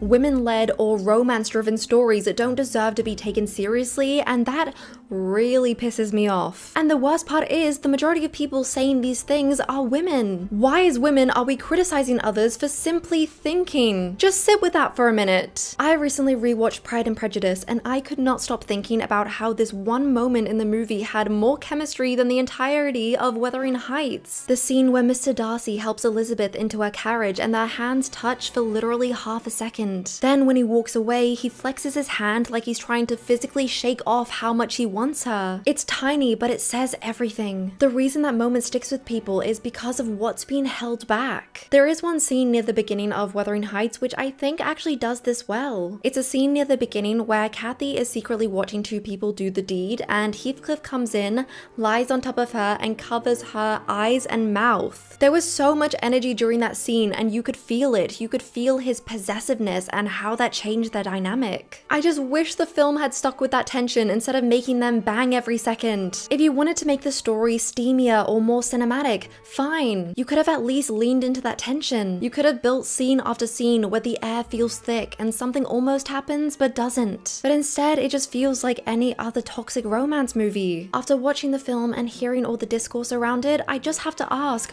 what the heck is happening to romance movies? Are we so backward now that a story as dark and toxic as Wuthering Heights can be marketed and sold as a cute girly love story? Because if that's the case, I'm genuinely worried. Think about how different the romance genre used to be. It felt like every movie was solely focused on making you deeply care for these characters and believe their connection. Think of classics like The Notebook, Titanic, or heck, even old Wuthering Heights adaptations. The goal was to rip your heart out, to make you feel the love and loss. Now fast forward to this 2026 Wuthering Heights. All this movie made me feel was bored and annoyed, but somehow it's being sold as the greatest love story of all time. Why is there such a lack of care for the genre now? You can't just hire two hot actors with no chemistry, throw in a bunch of spicy scenes, and call it a romance. And there's probably some of you watching this that love the movie, which is completely fine. Film is subjective. I really liked Emerald's last movie, Saltburn, which I know puts me in the minority, so trust me, I get that taste is personal. But that doesn't mean that criticism is suddenly not allowed. We shouldn't be told just to enjoy it or not take it seriously. Thinking is not a crime. Analyzing media is fun. Talking about characters, their motivations, what a story is actually saying, that's literally the whole point of consuming art in the first place. My final point is that you can make it sexy, you just can't misunderstand it. The internet can't decide whether you are boyfriend,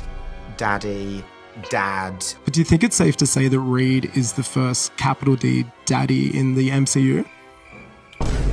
We need to have a conversation about what on earth is going on with celebrity interviews, because I have had enough. If you've been on the internet recently, then you may have noticed the growing trend of these painfully awkward celebrity interview moments that have the actors looking like they'd rather be anywhere else. And here's the reason why.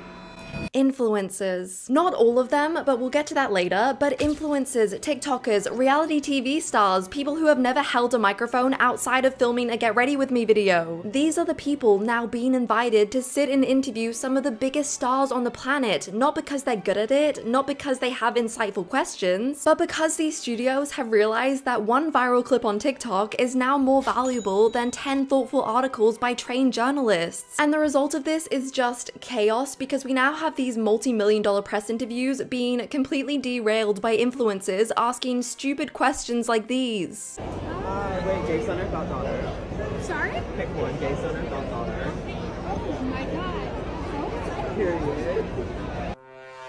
I'm sorry, does no one involved have the self-awareness to realize how embarrassing this actually is? And the worst part is, this isn't even a one-off situation, this is becoming the norm. Studios are actively inviting people that have no background in journalism, no understanding of interviewing, and sometimes no basic sense of self-awareness into these highly controlled press environments purely because they might get a viral TikTok out of it. And listen, I get it, social media is so important and traditional media has to adapt, but this isn't adapting. This is selling out the entire concept of film journalism for the sake of a 30-second viral clip. The whole concept of the press junket used to be about giving journalists access to talent so that they could craft thoughtful and respectful interviews. There was a solid structure to it, and now that is all gone. Instead of getting a proper sense of the film, we're now getting influencers asking Oscar winners, what's your favorite emoji? Or worse, if you had to eat one of your co-stars, who would it be and why? The part of this that genuinely terrifies me is that it's not just influencers doing this. We have now shifted so far into this TikTok market that we now have trained, experienced journalists asking questions like these. So we're starting off with a really serious question.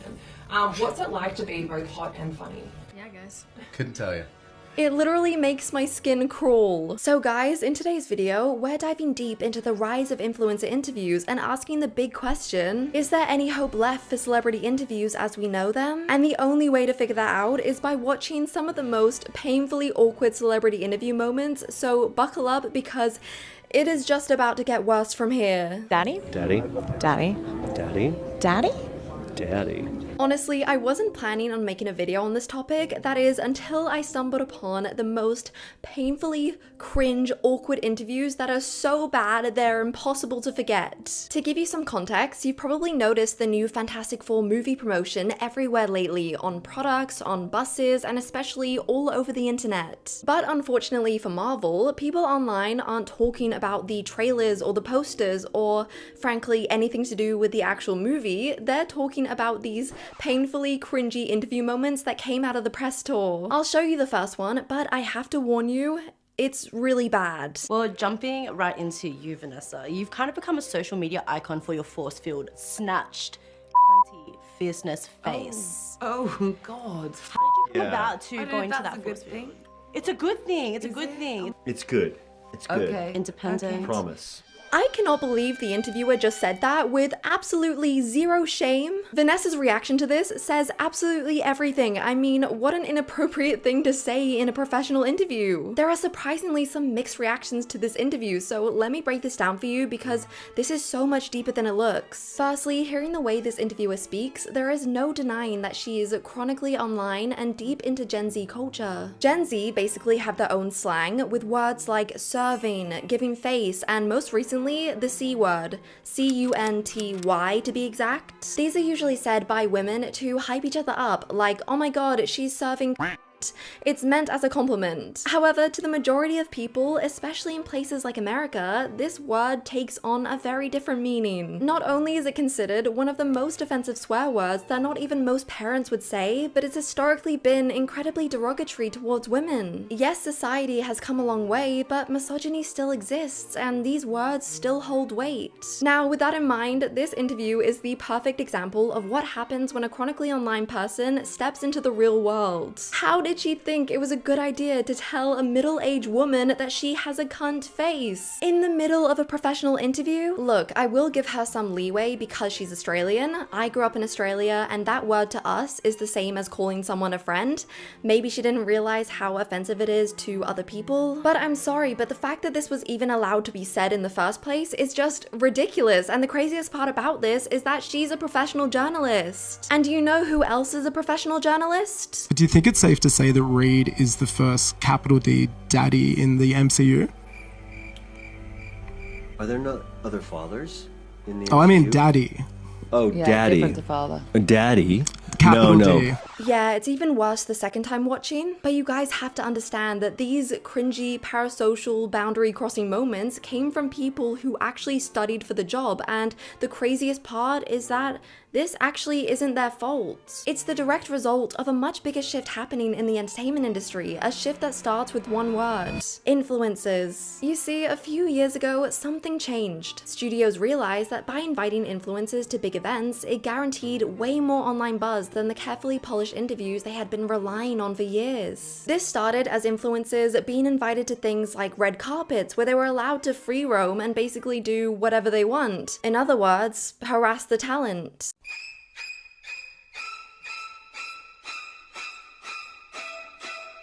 These TikToks were getting tens of millions of views, and once studios noticed the amount of people watching these videos, it sent shockwaves throughout the industry. Pretty soon after that, studios began to experiment, and this all started with what I would now confidently call their worst mistake. They handed influencers microphones. This first wave of influencer-led interviews mostly started on red carpets. You'd have these content creators who have no real understanding of the films or even the people they were speaking to suddenly being given access to something people studied years to do. Granted, there are respectful influencers who have done amazing red carpet interviews like Emma Chamberlain, but majority of the time, these influencers bombard the celebrities by doing stupid things like this. One more question. Just to live my dreams, can you just say, Haley, wake up? Of course I can. Haley, wake up. At first, these videos were actually really funny. They were harmless, silly, and just a bit of TikTok fun, but the problem was, studios absolutely loved it. They loved the numbers, they loved the engagement, they loved the way these clips spread like wildfire across platforms. Suddenly, a red carpet moment wasn't about the event anymore, it was about creating these bite-sized viral moments. The problem with creating this type of content is that the creators will do absolutely anything to get this viral moment, and usually this is done in a very parasocial, tone-deaf way. When I want to fight someone, I listen to your music. Tearing up? Because you want to throw that fight out the window and you want to get cute and be a bad. People are talking, I go turn on Megan Thee Stallion. Yada yada. I look beautiful. I look so great.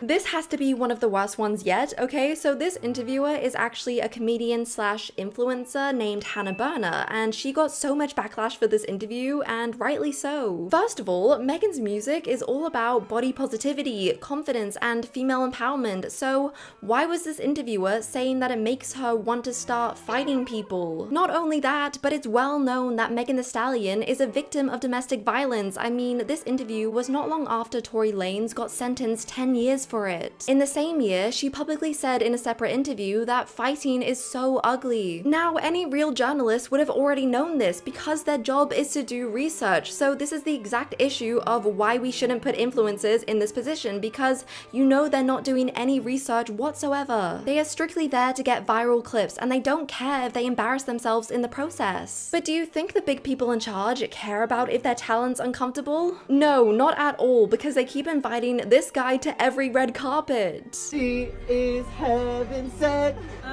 Sabrina, can I sing for you? Go. No, we've been here before. No, no, no. Gay son or thought daughter? Gay son or thought daughter? Billy. Not you. Not you. Girl, we go way back, sis.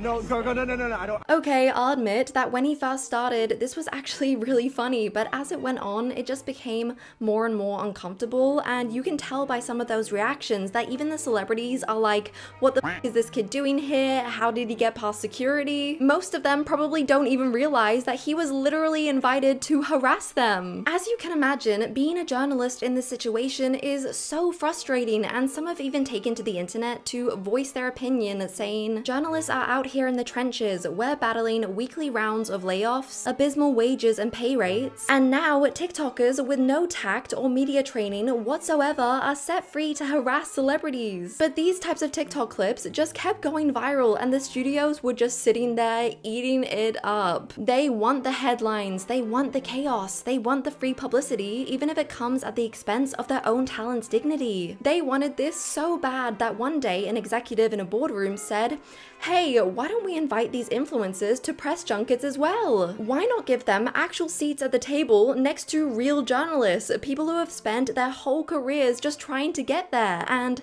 this is where things really started to spiral. Because when you take someone with no formal training and no interest in even learning the basics, you get this. Timothy, we've got to talk about, obviously, Zendaya, she's a mate of yours. As a non-actor, right, I would find it so hard to, like, you've obviously got a relationship with somebody who is also your friend. It's not even like you don't know them, they're actually your friend.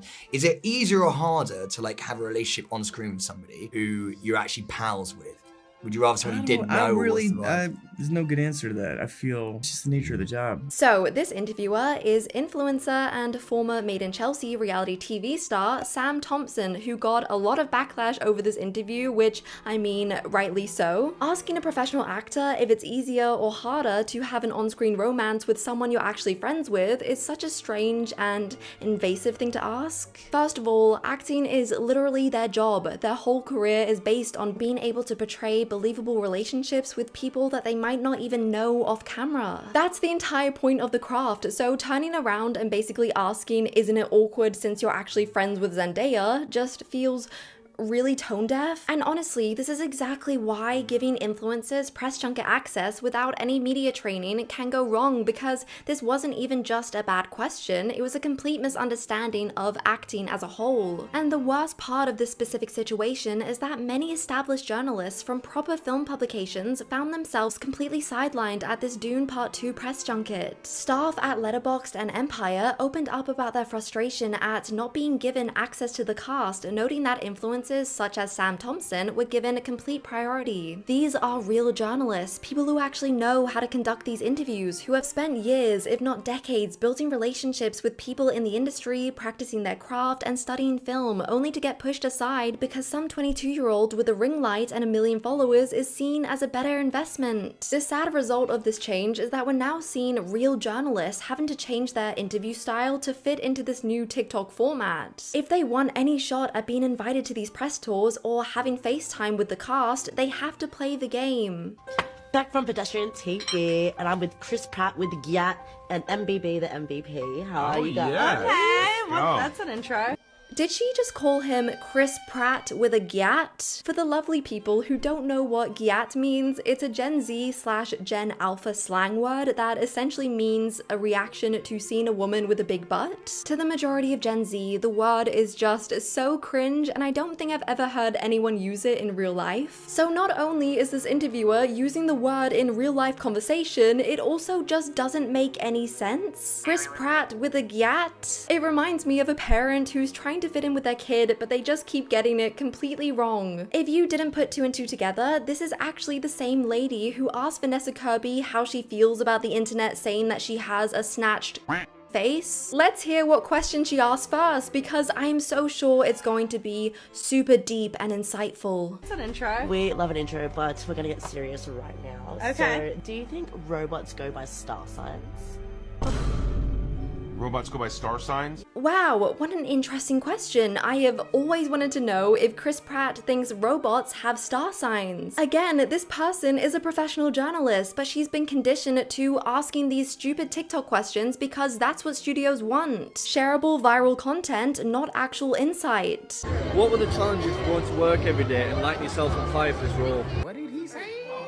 And the saddest part is, it's just making people lazy. A lot of newer journalists coming into the scene only know this TikTok style format, so they don't prep, they don't study the actor's work, they just show up, throw out something silly and call it a day. Some of them are so lazy that they even use AI to write their questions for them. And you filmed in Durdle Door in Dorset, is that right, on the Jurassic Coast? That was Joseph, and that was Joseph. Oh, you guys It wasn't us. weren't Yeah, we looked at you there. blankly there.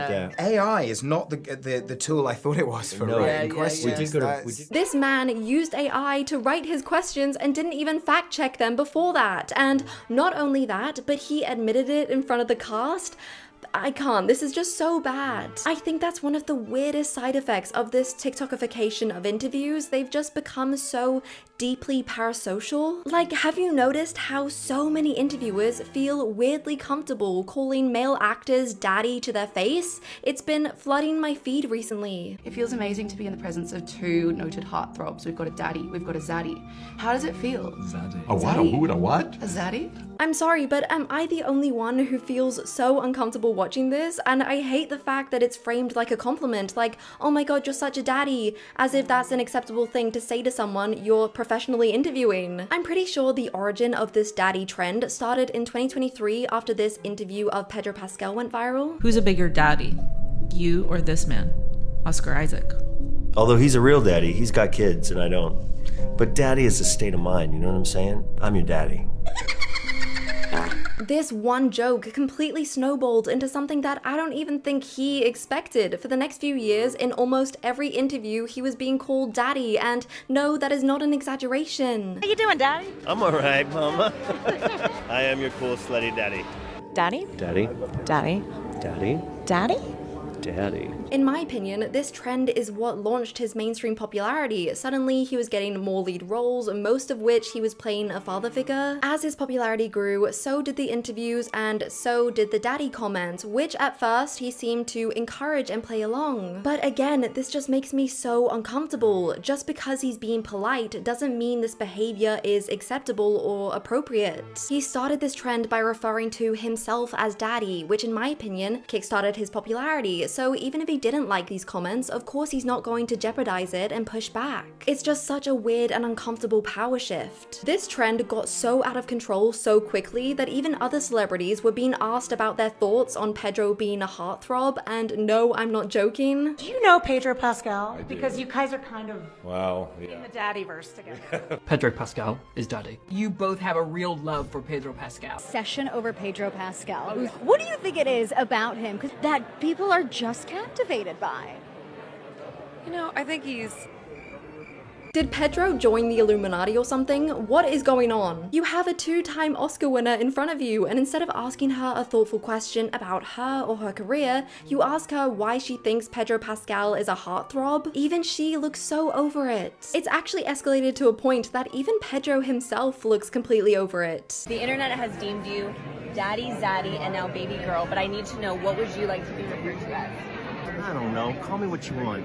The reason why I bring this up is because I've been noticing this really weird trend where interviewers will ask men these really inappropriate questions, which is strange because historically it's been women who have had to face that. The 90s and 2000s were absolute chaos when it came to celebrity interviews. Interviewers had no filter, asking the most invasive and downright offensive questions. I mean, we've all seen those cringe compilations on YouTube. Reporters would ask actresses about their diets, their sex lives, their love scenes, or even what they're wearing under their costumes, and they were expected to just sit there and take it with a smile because that was their job. Scarlett Johansson probably faced the worst case of this during her interviews for the Avengers movies. She was constantly asked questions like if she went on a diet to get in shape for the role, or if she was wearing underwear under her costumes. Meanwhile, in the same interviews, her male co-stars would be asked questions that were actually about their characters. It was such a horrible and misogynistic era of film and TV, but thankfully, those types of questions aren't tolerated anymore,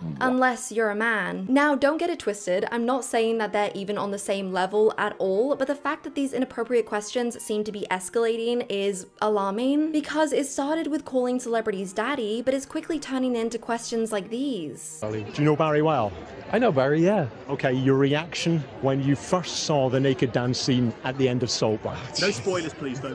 There was a lot of talk about prosthetics. How well do you know him? I don't know. Too much. This is by far one of the most inappropriate questions I've seen in a long time. I mean, how was this even allowed to be asked? This question was asked to actor Andrew Scott, who is an openly gay man, and on top of that, is not even in Saltburn with Barry Keoghan. So this interviewer just randomly asked Andrew what he thinks of another man's private parts purely for the fun of it. And this is what I mean by it's becoming a problem, because in today's society, it's wrong to ask women inappropriate questions like that. But at the same time, it's starting to become normalized for men. It's this strange chronically online idea that the interviewer is is entitled to break boundaries for the sake of content. It's just completely parasocial. What's even more frustrating is that it cheapens the work of the actor. Like, imagine dedicating years of your life to becoming a serious actor and you've just worked so hard both physically and mentally to prepare for a role, only to sit down for an interview and have someone call you daddy whilst asking you what you think of Barry Keoghan's genitals. I mean,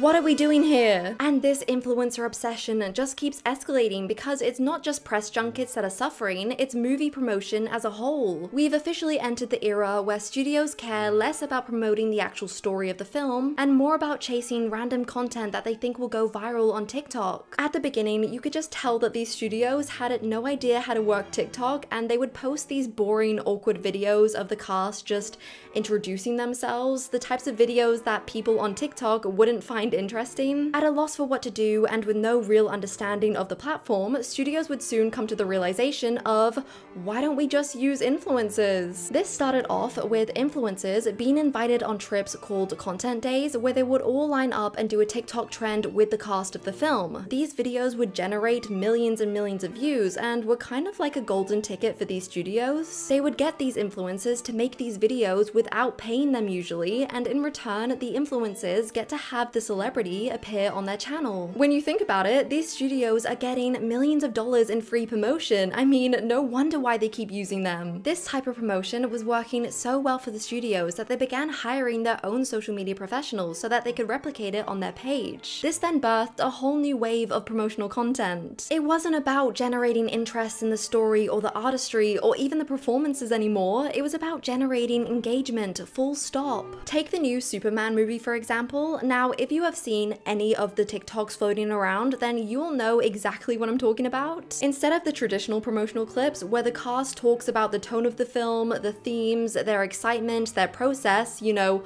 all the relevant information, instead we get these silly little TikTok clips. Their page gets filled with videos of the cast doing trending sounds, challenges, and lots of thirst traps. Which may sound weird, but the reason behind these thirst traps is actually genius. At the end of the day, their main goal is to get as many people to the theater as possible. They already had that built-in male audience who were excited for the reboot, plenty of women as well, myself included, but let's be real, the main demographic of them were male. The studio needed to come up with a plan on how to get more women to go and see this movie, and that's when someone on the team came up with the brightest idea. They were gonna post David Corenswet thirst traps all over TikTok like they were candy. I know these types of videos don't seem like your regular thirst traps, but trust me when I say that from a woman's perspective, they absolutely are, and I just know that a Gen Z girl was behind every one of them. It sounds ridiculous, but it definitely worked because the amount of TikToks I saw of women who were going to see the movie just because they thought he was hot. So this is the new wave of movie promotion, and it's quickly sweeping through every major studio. It's even escalated again when now there are dedicated people on film sets who are paid to create social media content throughout the duration of filming. It's a really smart concept because the months leading up to the production's release, they post hundreds of videos of the cast being relatable and fun. It's like they've cracked the code to getting Gen Z interested in their movie. What really sucks about this is that I feel like this type of promotion is bleeding into the films themselves. You can see how this type of mindset has shaped the films that are being made and how they're being made. Everything's becoming more surface level, more about the moment than the message, more about what's clippable than what's memorable. It's exhausting, it's depressing, and it's making the job of anyone who actually cares about film, journalism, or meaningful engagement feel increasingly impossible. How do you compete with an industry that values clicks over actual effort? So for me, it comes down to the question of,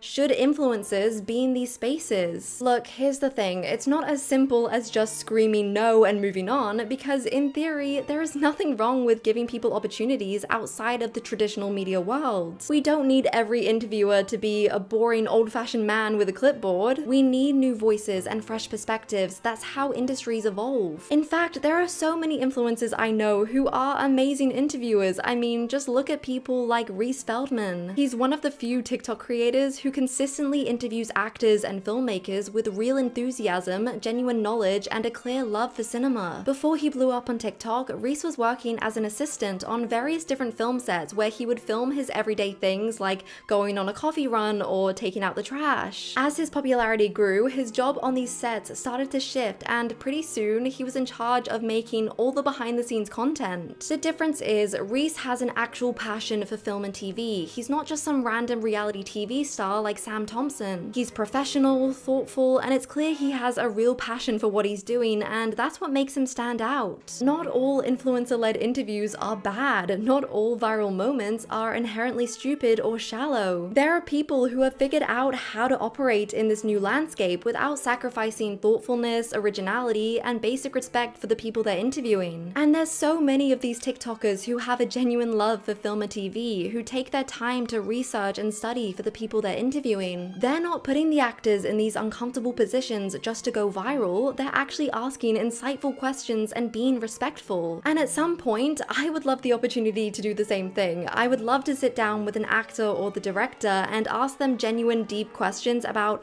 their craft and their time on the film. Right now, I am manifesting the chance to interview the people involved with the new Project Hail Mary film. It is based on my favorite book of all time, and judging by how the trailer looks, I think they did such an amazing job at bringing it to life, and I am so excited for it. My passion and my love for that book and now the movie is undescribable, and I am just putting it out there in the universe that I would get even the slightest opportunity of being involved. So no, the bottom line is that there is nothing wrong with some influencers doing press interviews. It's just that majority of them have no real interest in cinema and no understanding of interview etiquette. And I know that might sound a bit harsh, but is it really that unreasonable to want movie promotion to treat the art and the artist with just the slightest bit of dignity? Because when you strip away the celebrity glitz and the glamour, these are still real people. People who worked hard on something, who are exhausted flying from city to city, answering the same 5 questions over and over again. Do they really need to then sit through a TikToker asking them if they have Riz? I feel bad for the actors, I feel bad for the journalists, and most importantly, I feel bad for the people who watched this video and had to endure the cringe that we saw today. If you've ever wondered what happens when Hollywood lets TikTok choose its next romance movie, this is it. It's called Regretting You, which is such a fitting name considering that is exactly how I felt after watching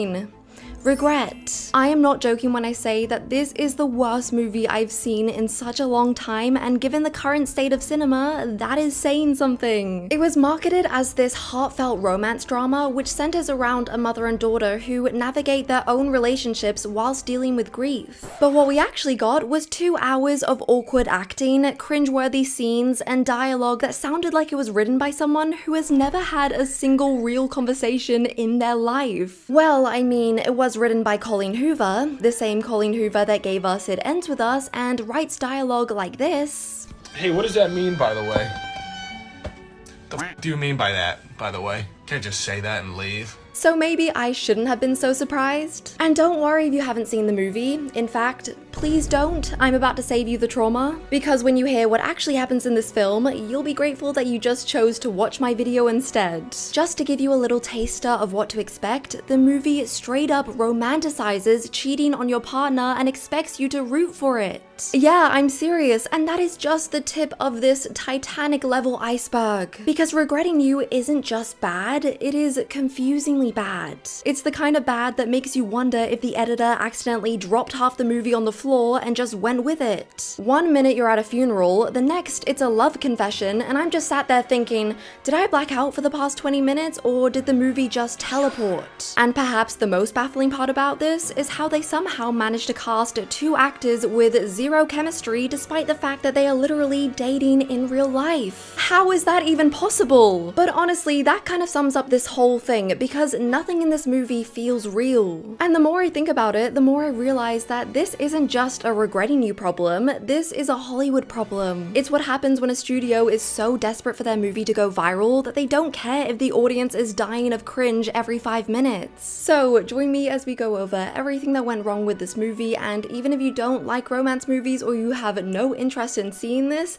trust me, you're gonna want to hear it. Firstly, I need to talk about the controversial author of the book, Miss Colleen Hoover, otherwise known as the Queen of Book Talk. Don't worry, for all my non-TikTok folk out there, Book Talk is essentially a corner of TikTok where people go to cry over fictional men, post dramatic reading reactions, and aggressively recommend the same 5 books to each other over and over again, and you can almost guarantee that a Colleen Hoover romance book will be in every single video video. And this isn't me bashing Book Talk, by the way, because I'm also a part of Book Talk, but not on the Colleen Hoover side of things. What many people don't know is that Colleen Hoover kind of split Book Talk in the middle. On the mainstream side of things, her fans absolutely adore her, and they're the reason she somehow ended up with 4 movie adaptations in development within just 2 years. But on the other side of things, there is just a whole group of people who absolutely hate her. Her writing has been criticized for romanticizing toxic relationships, blurring the lines between love and manipulation, and treating abuse like a plot twist instead of a serious theme. And that's kind of her thing, messy relationships and bad decisions which somehow always end up romantic. So you can see why some people have a problem with it. And then of course we all remember the disaster surrounding her last movie adaptation, It Ends With Us, which was basically marketed as this fun, girly pop romance adventure. Hello, Blake Lively here. Colleen Hoover. And It Ends With Us is in theaters now, so grab your friends, wear your florals, and head out to see it. Yeah, sure, it does sound like a really fun movie, but in reality, it's about a girl trying to escape an abusive relationship. Yeah, you can see how that type of marketing didn't really go down well. And you'd think after that disaster, they'd step back and say, hey, maybe Colleen Hoover's books don't exactly make for great romance movies. But apparently not, because here we are again. But despite everything I just said about all the chaos and controversy, I still went into this movie with a clear, open mind. I hadn't read the book beforehand, so I had no idea what to expect, but I remember that the cast really intrigued me, especially McKenna Grace, because I am so used to seeing her in literally every young role ever made, so I was excited to see her in this more mature part. I was also excited to see that Mason Thames would be playing her love interest, considering him and McKenna are dating in real life, which I'm pretty sure is actually genuine and not just PR for the movie. However, after watching and seeing their lack of chemistry, I don't know anymore, but more on that later. Allison Williams was cast as McKenna's mum, and Dave Franco plays her love interest. Both of them were fine casting choices, I thought. Nothing really exciting, but it was okay. Josh Boone was set to direct, and considering he's known for directing another popular teen movie, The Fault in Our Stars, it seemed like a good fit. Okay, now that we got that out of the way, brace yourself for this, and spoilers ahead. We meet our main character Morgan, who's dating a guy called Chris, played by Scott Eastwood, because of course they have to sneak a little nepotism baby in there. Then there's Jonah, who's clearly in love with Morgan, despite the fact that he is dating her sister, Jenny. So yeah, as you can see, it is just one big small town messy situationship drama. We quickly learn that Morgan and Jonah are both the we don't party, we're deep and different types, whilst Chris and Jenny are your typical let's shotgun a drink and have a crazy time. So when watching, you clearly think, well, obviously the best idea here would be to do a couple swap because clearly they're better suited to the opposite partner. But then we learn a jaw-dropping bit of info that Morgan is now pregnant with her boyfriend Chris's baby. You can literally see the light leave Jonah's eyes in that very moment as he realizes that this means Morgan and Chris are now locked in forever. Because apparently in this fictional town, marriage is less of a choice and more of a local law. Cut to the world's most dramatic time jump 17 years later, and we see that Morgan and Chris are somehow still together, which honestly seems like the most unrealistic part of this movie. They live with their daughter Clara, who is now 16, about to turn 17. Oh, and remember Jonah? Apparently, he mysteriously vanished after Morgan's pregnancy announcement for 17 years and no one saw him. That was until about a month ago when he randomly showed up and got Jenny pregnant. Let's do a quick roundup because I know it's confusing. So Morgan is dating Chris and they're still together 17 years later. Jenny is Morgan's sister and she hadn't heard from Jonah for like 17 years. Suddenly he comes back, gets her pregnant. Am I the only one who thinks getting the woman you're in love with sister pregnant is a weird thing to do? For everyone involved in this situation. We then see her daughter Clara, who is out driving by herself when she suddenly passes her classmate Miller, who is just standing by the side of the road looking like the Grim Reaper. Not strange at all. Clara pulls over to ask if he needs a ride, and that's when he says that he actually needs help moving the city limit sign. He goes on to explain that apparently his grandpa's favorite pizza place doesn't deliver past the city limit. So Miller has been physically moving this sign a few feet every day until his house is inside the delivery zone. I'm sorry, what? The way that this makes no sense. Does he think that the pizza place has someone personally tracking the sign via satellite location or something? Ah yes, the sign has moved 5 feet closer, we can finally deliver now. Also, the amount of time that this man must have been spending out there, dragging this metal pole throughout the dirt every single day, at that point, just pick up the goddamn pizza yourself. That is clearly the easier option. At first, Clara drives off thinking that he's a madman, because who wouldn't? But eventually she decides to turn around and help him. Unfortunately, she ends up snapping her flip-flop in the process, and Miller, being the charming gentleman he is, offers to buy her a new pair if she drives him home. How romantic. On the road, they engage in some flirty small talk between them, which gets rudely interrupted when his girlfriend calls. Miller tells the girlfriend that, oh, he's just gotten a lift from someone. The girlfriend then says, oh, who'd you get a lift from? Guess what this man says? Just some guy. That is red flag number 1, lying to your girlfriend. He tries to excuse this by telling Clara that it will just save him from a 3-hour interrogation later. And Clara, instead of realizing that this man is clearly a walking red flag, laughs and says something like, oh, that sounds like a really healthy relationship.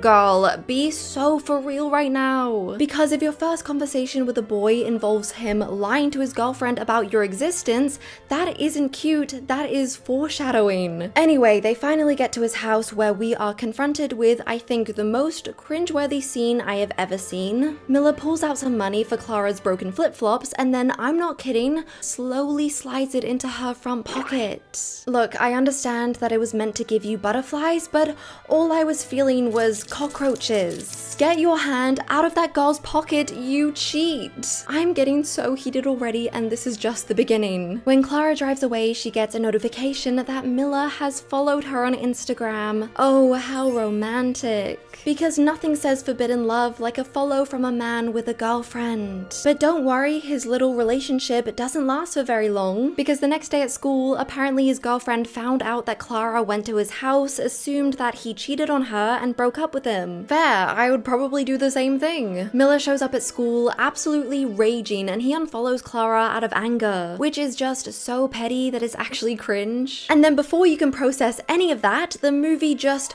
swerves. Literally. Chris and Jenny suddenly die in a car accident. Yep. Completely out of nowhere. And I know that this was spoiled in the trailer, but as someone who doesn't watch trailers, this was crazy. I mean, we barely got a chance to know them as characters, so the whole slow motion scene where Morgan and Jonah cry in the hospital just felt like nothing. And that was one of my biggest issues with the film. The pacing was just all over the place. It never gave you time to process anything before it threw you to the next big emotion. As Morgan and Jonah start to process their partner's crash, they come to the question of, wait, why were they in the car together? Yep, as you probably guessed, they were having an affair. Huge double whammy. I actually did find this part of the story really quite interesting, and I think it had a lot of potential to be really complex, but it just never quite got there. Mainly because the two surviving spouses were the ones with zero personality, and the movie did nothing to make them interesting. Morgan basically becomes a walking stereotype who does nothing but drink wine and watch reality TV. Jonah, on the other hand, is now having a crisis about how he's gonna raise his child on his own. Meanwhile, Clara is just trying to keep it all together, but she is completely consumed by guilt. Turns out she was texting her aunt right before the crash, and she now thinks that it was her fault. She doesn't know that her dad was actually the one driving Jenny's car that night. And quickly, speaking of texting, I just need to talk about the texting scenes in this movie because they are the funniest things I've ever seen. It tries to be modern and have the text bubbles on the screen, which would have been fine, but for some reason, they decided to add a voiceover of them speaking the text. It just looks so awkward because the emotional voiceover just didn't match their blank text expressions. I honestly want to start a petition to never see this style of texting in the movies ever again. To make matters worse, her mum decides not to tell Clara about her dad and aunt's affair because she doesn't want to ruin her image of them, which I can understand to an extent, but I also just hate this no communication trope. Like, if everyone in this movie just sat down and had one conversation, there would be no movie. It would be solved. Flash forward to her dad's funeral, which is just too much for her, and she decides to go get some fresh air alone, but uh-oh, here comes Miller, who follows her out. Come on, just leave her alone. You already upset her enough with the unfollow. Anyway, of course they make up quickly, and they both leave the funeral together so that Clara can just take her mind off things. What follows is actually a really cute scene of them in the car, and it feels like they're starting to really get along, like there's finally some romance in the air. And it's nice to see this moment where Clara feels a bit better after everything that's been going on in her life. It's clear to see that Miller makes her happy. But that was until he burst Clara's little bubble and said that he got back with his girlfriend. Yeah, way to go, buddy. Way to kick a girl when she's already down. Of course, Clara is there like, well, why are you giving me mixed signals? Why would you pick me up and take me out somewhere? To which he responds that he was just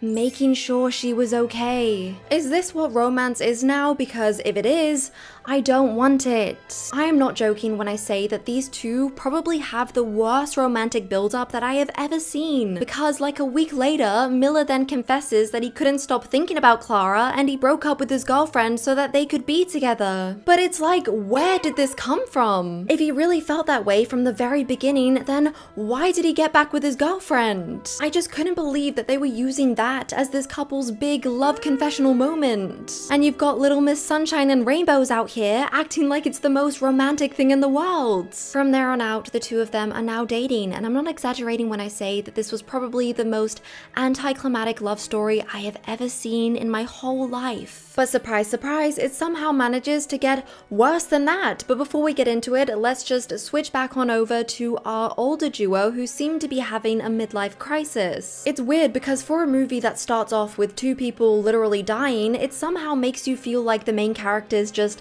didn't care about them at all. Morgan and Jonah find out that their partners were cheating, and instead of, I don't know, grieving, they react like someone just cancelled their dinner plans. And that's the problem. If this movie would have actually taken like a minute to show these couples through flashbacks or just anything, then maybe we would have actually cared about them. The only flashback they show us is a younger Jonah and Morgan in the pool having this weirdly intimate moment where they lock legs with each other. But honestly, I couldn't focus on the moment because I was so distracted by the de-aging on Dave Franco's face. That man straight up looked like a poisoned Victorian child. Anyway, I just wish that they took that opportunity to explore that complex grief more and not just treat their deaths like a free pass for Jonah and Morgan to finally get together. The only moment I felt like either of them had actual human feelings was the moment when Jonah comes bursting through the door handing Morgan his baby. He then says, and I quote, "The baby has Chris's smile." Sorry, you mean this stereotypical, most baby-looking baby I've ever seen in my life has Chris's smile? They couldn't have said he has Chris's eyes or something? Anyway, that's the next bombshell where we realize that the baby isn't Jonah's and Chris is actually the dad. To handle this, Jonah just leaves his baby with Morgan for like 2 days straight. What a nice guy. After doing some research about the book, I was surprised to discover that the main relationship dynamic is supposed to be between mother and daughter, but this movie just didn't translate that well at all. Even when Morgan and Clara fight, there is just no substance there. It just doesn't feel like a real mother-daughter relationship. Allison Williams' acting doesn't help this in the slightest because majority of the time she's supposed to look sad, she just looks like she's trying not to laugh. But yeah, I just wish they put more effort into this relationship instead of solely focusing on their love interests. Also, it is so hard to believe that this smart 16-year-old girl wouldn't have been able to work out that her dad and aunt had an affair. She literally had all the puzzle pieces she needed. She just needed to think for about 1 second. She witnesses her mum throwing away her dad's things, but to her, she just thinks, oh, mum's just going through it. She then goes to Jonah's house and witnesses him throwing out all of Aunt Jenny's stuff and still doesn't think it's weird at all. And I would have let this go if it was depicted as more of a, oh, she's getting hints of it, but she just doesn't want to believe it. That would have been so much more believable, but but instead Clara is just straight up clueless, and it was so frustrating to watch. Things just escalate from there when Clara catches her mum and Jonah kissing, and this is where all hell breaks loose. In an act of wanting to get revenge on her mum, Clara booty calls Miller and tells him that she wants to, you know, do it for the first time now instead of waiting for prom nights, which is what they were originally gonna do. Of course, Miller practically sprints over to her house, and can I just say, he is the most annoying character. I forgot to mention how his only personality trait is constantly having a lollipop in his mouth. Whew, sorry, I just had to get that out there. So Miller jumps at this opportunity to take this girl's virginity, knowing that she just lost 2 of her family members and has been constantly fighting with her mum. Naturally, Clara breaks down right before they do anything, explaining to Miller what just happened with her mum. And when I tell you that this man had the audacity to be the one who was upset, the dialogue goes as follows. He says, "You weren't ready, we said prom and you just wanted to do it to get back at your mum." Clara then tells him that she's sorry and it wasn't personal, but Miller wasn't having it. He turns around and says, exactly, the one thing that was supposed to be the most personal wasn't personal at all. Wrap it up, buddy, wrap it up. So instead of, you know, comforting this poor, grieving, obviously not in the right mind girl, he's angry because she ruined his moment to take her virginity. The film tries to play it off like, oh, he's such a gentleman for thinking it's such a special moment, but he also is the one who literally sprinted there the second he got one message. It's like they didn't even try to make him a desirable love interest. The only thing I did like about their relationship is how they both had ambitions outside of each other, with both of them wanting to attend film school. I liked how the relationship encouraged them to follow their dreams, and I did think that was really nice, but that was about the only thing that I liked. Then we move on to the moment where Clara learns about the affair, and it is just so unintentionally funny. Okay, so her and her mum finally have their first actual conversation of the movie. Yay. Clara confesses that she feels responsible for her dad and Aunt Jenny's crash, considering that she's the one who was texting Aunt Jenny before it happened. But then her mum hits her with, "It wasn't your aunt driving, it was your dad." And apparently that's all it took for Clara to connect every single dot. From that one sentence alone, she finally realizes that her dad and aunt were having an affair. But what I can't understand is how? How was that the missing piece? How do you jump from realizing that your dad was the one driving to, ah yes, they had an affair? It just doesn't make sense. I also just felt like this scene should have hit so much harder than it did. Because yes, we're aware that Clara idolizes these people, but the film never shows us why. It almost feels like someone in the editing room just fell on top of their computer and accidentally deleted like 30 minutes of this movie. It's all over the place. When we go back to Clara and Miller's relationship, things are all happy and sunshine again after their disastrous sleepover. The conflicts in this film are so over the top, but somehow they manage to mean nothing at the same time, so they get resolved in the speed of light. Another conflict comes when Clara reveals that she got accepted into a dream college which both of them had applied to. And instead of being happy for her, he just hits her with a, "Yeah, well, I'm still on the wait list." Just say congratulations. He acts like it's somehow her fault that he hasn't got accepted yet. It was just such a boring conflict, and I felt like they should have just stuck with Clara using Miller as an act of rebellion against her mum, and also made it last a lot longer. That way their resolution would be far more interesting than it was. But here's where things get even more confusing, because all of this kind of leads up to this end moment where Miller surprises Clara with this big prom proposal. He gathers all her family and friends to surprise her with this video that took him a year to make. It's basically just a compilation of him asking her to be his date for the prom at just random moments throughout the year. There is one in particular that stood out to me, and it was filmed during the first scene they met, where she drives past him contemplating whether or not to pick him up. So get this, somehow within those few seconds of contemplation, he manages to whip out his camera and says something like, "Clara, you don't know this, but if you turn the car around right now, I'm gonna take it as a sign to break up with my girlfriend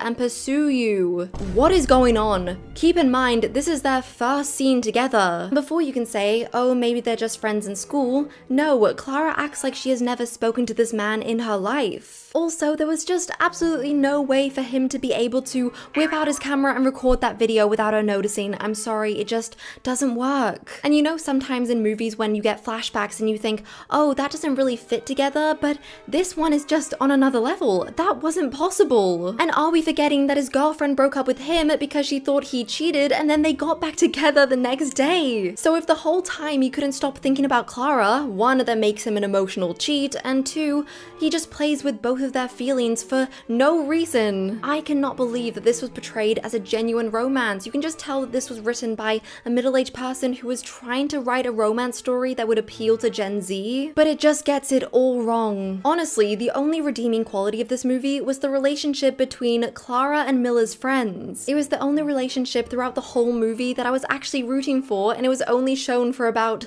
5 minutes. It's annoying because I feel like this really could have been a decent drama with a story full of potential, but somehow it turns an emotional breakdown into a fever dream. You had Allison Williams with her deadpan look, Dave Franco with his dry delivery, McKenna Grace's emotional crying scenes, and then Mason Thames with his goddamn lollipop. It's like everyone is acting in a completely different movie. I also just feel like there's this huge wave of new generation actors who care less about acting and more about how they look on screen for TikTok edits. Especially Mason Thames, who clenches his jaw in this movie more than he speaks. Overall, the film thinks it's being deep and tragic, but it's so weirdly staged that it just ends up being so unintentionally funny. I found myself laughing at all the wrong moments, and I think that pretty much sums up the whole movie for me. But the more I thought about this movie, the more I realized that this isn't just bad filmmaking, it's kind of a reflection of where Hollywood is right now. Every movie is engineered to be digestible, memeable, and easily edited into a 10-second TikTok clip.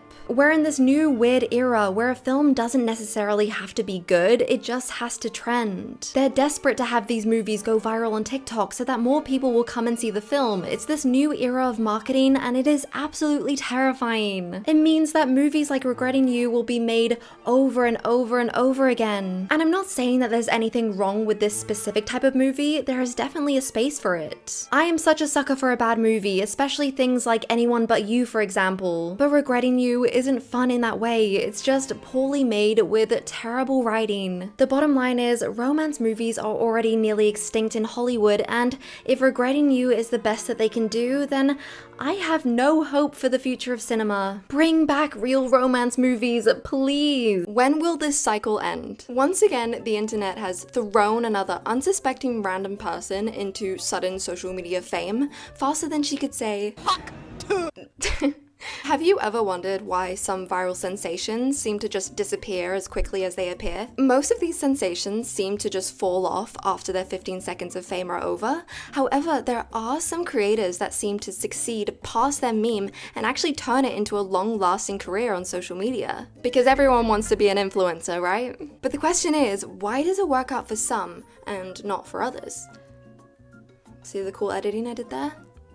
You may think it's all luck, but I believe that I have cracked the code into long-lasting social media fame. Because that's the dream, isn't it? The American dream.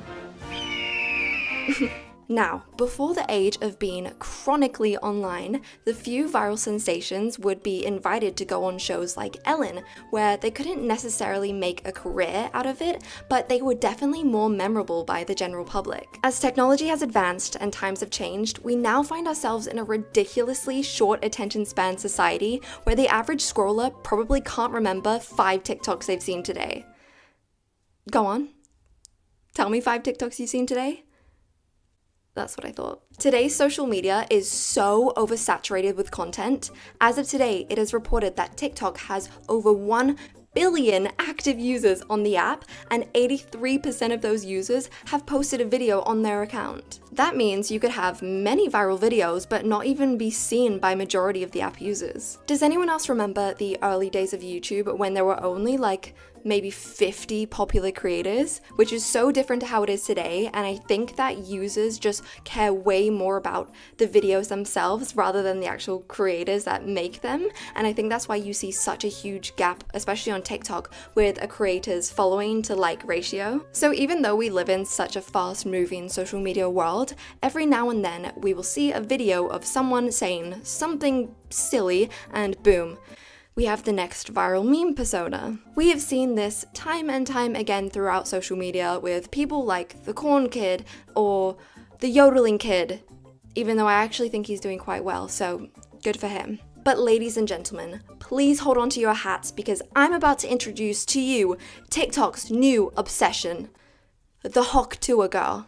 I know you've probably seen enough of her already, but if you live under a rock and you have no idea what I'm talking about, let me give you a little rundown. This is the Tuah girl, otherwise known as Haley Welch. Now, Haley was out drinking with her friends one night when a random man with a microphone approached her, and, well, this was born. One move in bed that makes a man go crazy every time.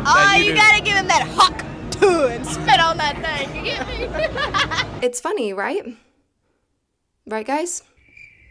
Now, don't even get me started on the morality of these man-on-the-street interviewers that seem to just wait outside of bars for drunk people to come around just so they can take advantage of them for their own personal use. Because wow, I could make a whole nother video on that. But hey, it all turned out okay for Haley. Despite the rumors that first circulated that she lost her job as a preschool teacher and that her dad was a preacher that was about ready to disown her, but she debunked those pretty quickly. She actually later revealed that she worked at a spring factory in her hometown in Tennessee, and she did not lose her job, but she did quit after the video went viral, which that is a bold, bold choice. In the past few weeks after this video went viral, she has definitely taken full advantage of this opportunity. She has recently signed with a management and also has plans to move out to LA. She went on stage with famous country singer Zach Bryan, and she also reportedly made 5 figures from a club appearance. And she also has another one in a few weeks. She then made social media accounts, which she gained over 1 million followers on both TikTok and Instagram, and there are also rumors going around that she is potentially getting a reality show based around her life. Who wouldn't want to watch that? I mean, I'm not trying to be a hater, but from an outsider's perspective, no one is going to be interested in watching a reality show about a girl that says Tuah. I'd be more interested in watching a reality show about the guy that runs my local corner shop. Shout out to you, John. But after all of this, she has come out and stated that she doesn't want her image to be the Tuah girl. Which, no, yeah, I totally gathered that. Totally. So after hearing everything she's been up to, it is definitely clear that she wants to make a career out of this newfound social media fame. Her social media team have been working overtime trying to give her this down-to-earth feel by doing videos going around her hometown. However, this high-budget approach with the professional cameras and the camera crew behind her, it's doing more harm than good with so many people labeling her as an industry plant. So where exactly is she going wrong? To answer this, I present to you a perfect example of someone who started off as a viral meme, but managed to use it to her advantage, flipped the narrative, and is now one of the most popular creators across multiple social media platforms. Brittany Broski. Before Brittany Broski was known as Brittany Broski, she was known as the Kombucha Girl. Ring any bells? It really smells like a public restroom. It smells like a public restroom! You know what?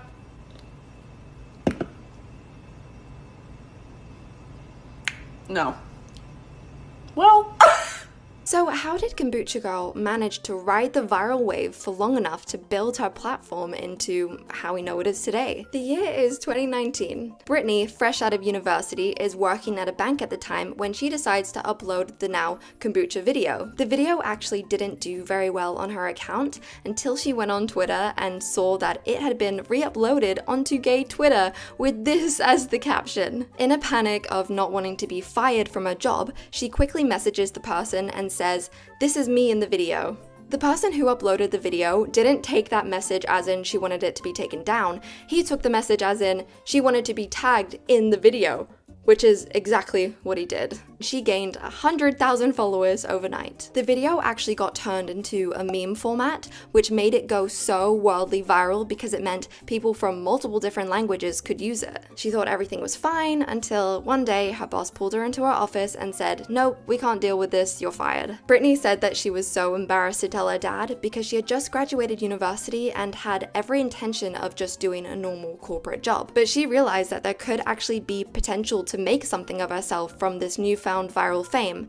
At that point, she actually had a team behind her who flew her out to LA, like everyone else apparently when they get an ounce of popularity. me next. In LA, she started working with Comedy Central, MTV, was a presenter at the Streamies, and even in a Super Bowl ad, which is insane. She was being bombarded with all these amazing opportunities, but I think what really made her stand out is what she actually did with her content. Instead of having a professional camera crew follow her around doing all these inauthentic things like our friend Tuah girl, Brittany decided to continue creating her unfiltered, authentic comedy style videos. She posted a lot of stan content of her just obsessing. And when I say obsessing, I mean obsessing with celebrities. Really, obsessing. Oh my God, don't ever put me in a room with Aaron Taylor Johnson. I will literally rip my shirt in half right here. I would. My freshman year of college, I was 18 and I definitely read Kylo Ren fanfiction. This type of content really connected with people, giving them a she's just like me type of mentality. And guess what? Alex Earl just came out and said Jacob Lordy's her celebrity crush. Me like I had a chance. Well, now I'll never have a chance. Well, now, oh, damn it. And I was just about to send him a DM.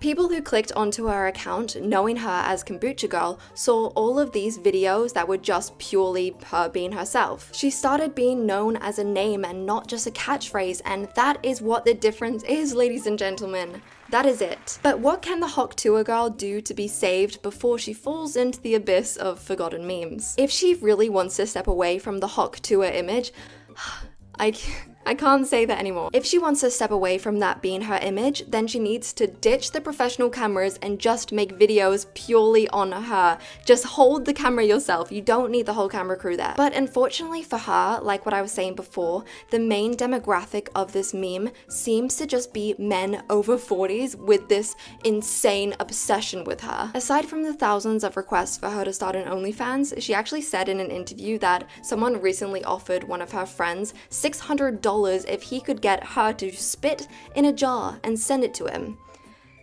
But those men actually aren't the only demographic of people viewing her content. After a while, people get tired and then people get mean. Some people can't stand seeing someone get so much money and attention for basically doing nothing. And the high life approach that she's taken has just brought so many jealous and bitter people to the surface, and I do genuinely feel bad for her. Now, do I think she deserves the hate? Yes. No, I'm just kidding. Of course she doesn't. So not only does she have all these inappropriate men in her comments, but she also has this tsunami of people just preying on her downfall. And as a 21-year-old, that is so difficult to face. I mean, I don't think people can actually fully comprehend that these are real people on the other end of the screen. Like, I'm talking to you and we're both real people. At least I think. And if anyone out there is actively hating on her, I would love to hear what you would do if you were in her position, because I bet it would not be much different to her. In my opinion, I think her management team have taken full advantage of the fact she is so new to social media and doesn't really know how it works. It is clear that their only intention with her is to just make money off her, and you can see that by the way they immediately released merch with her catchphrase on it after she had stated on a podcast that she does not want that to be her image. I don't really want that to be like my image. Yeah.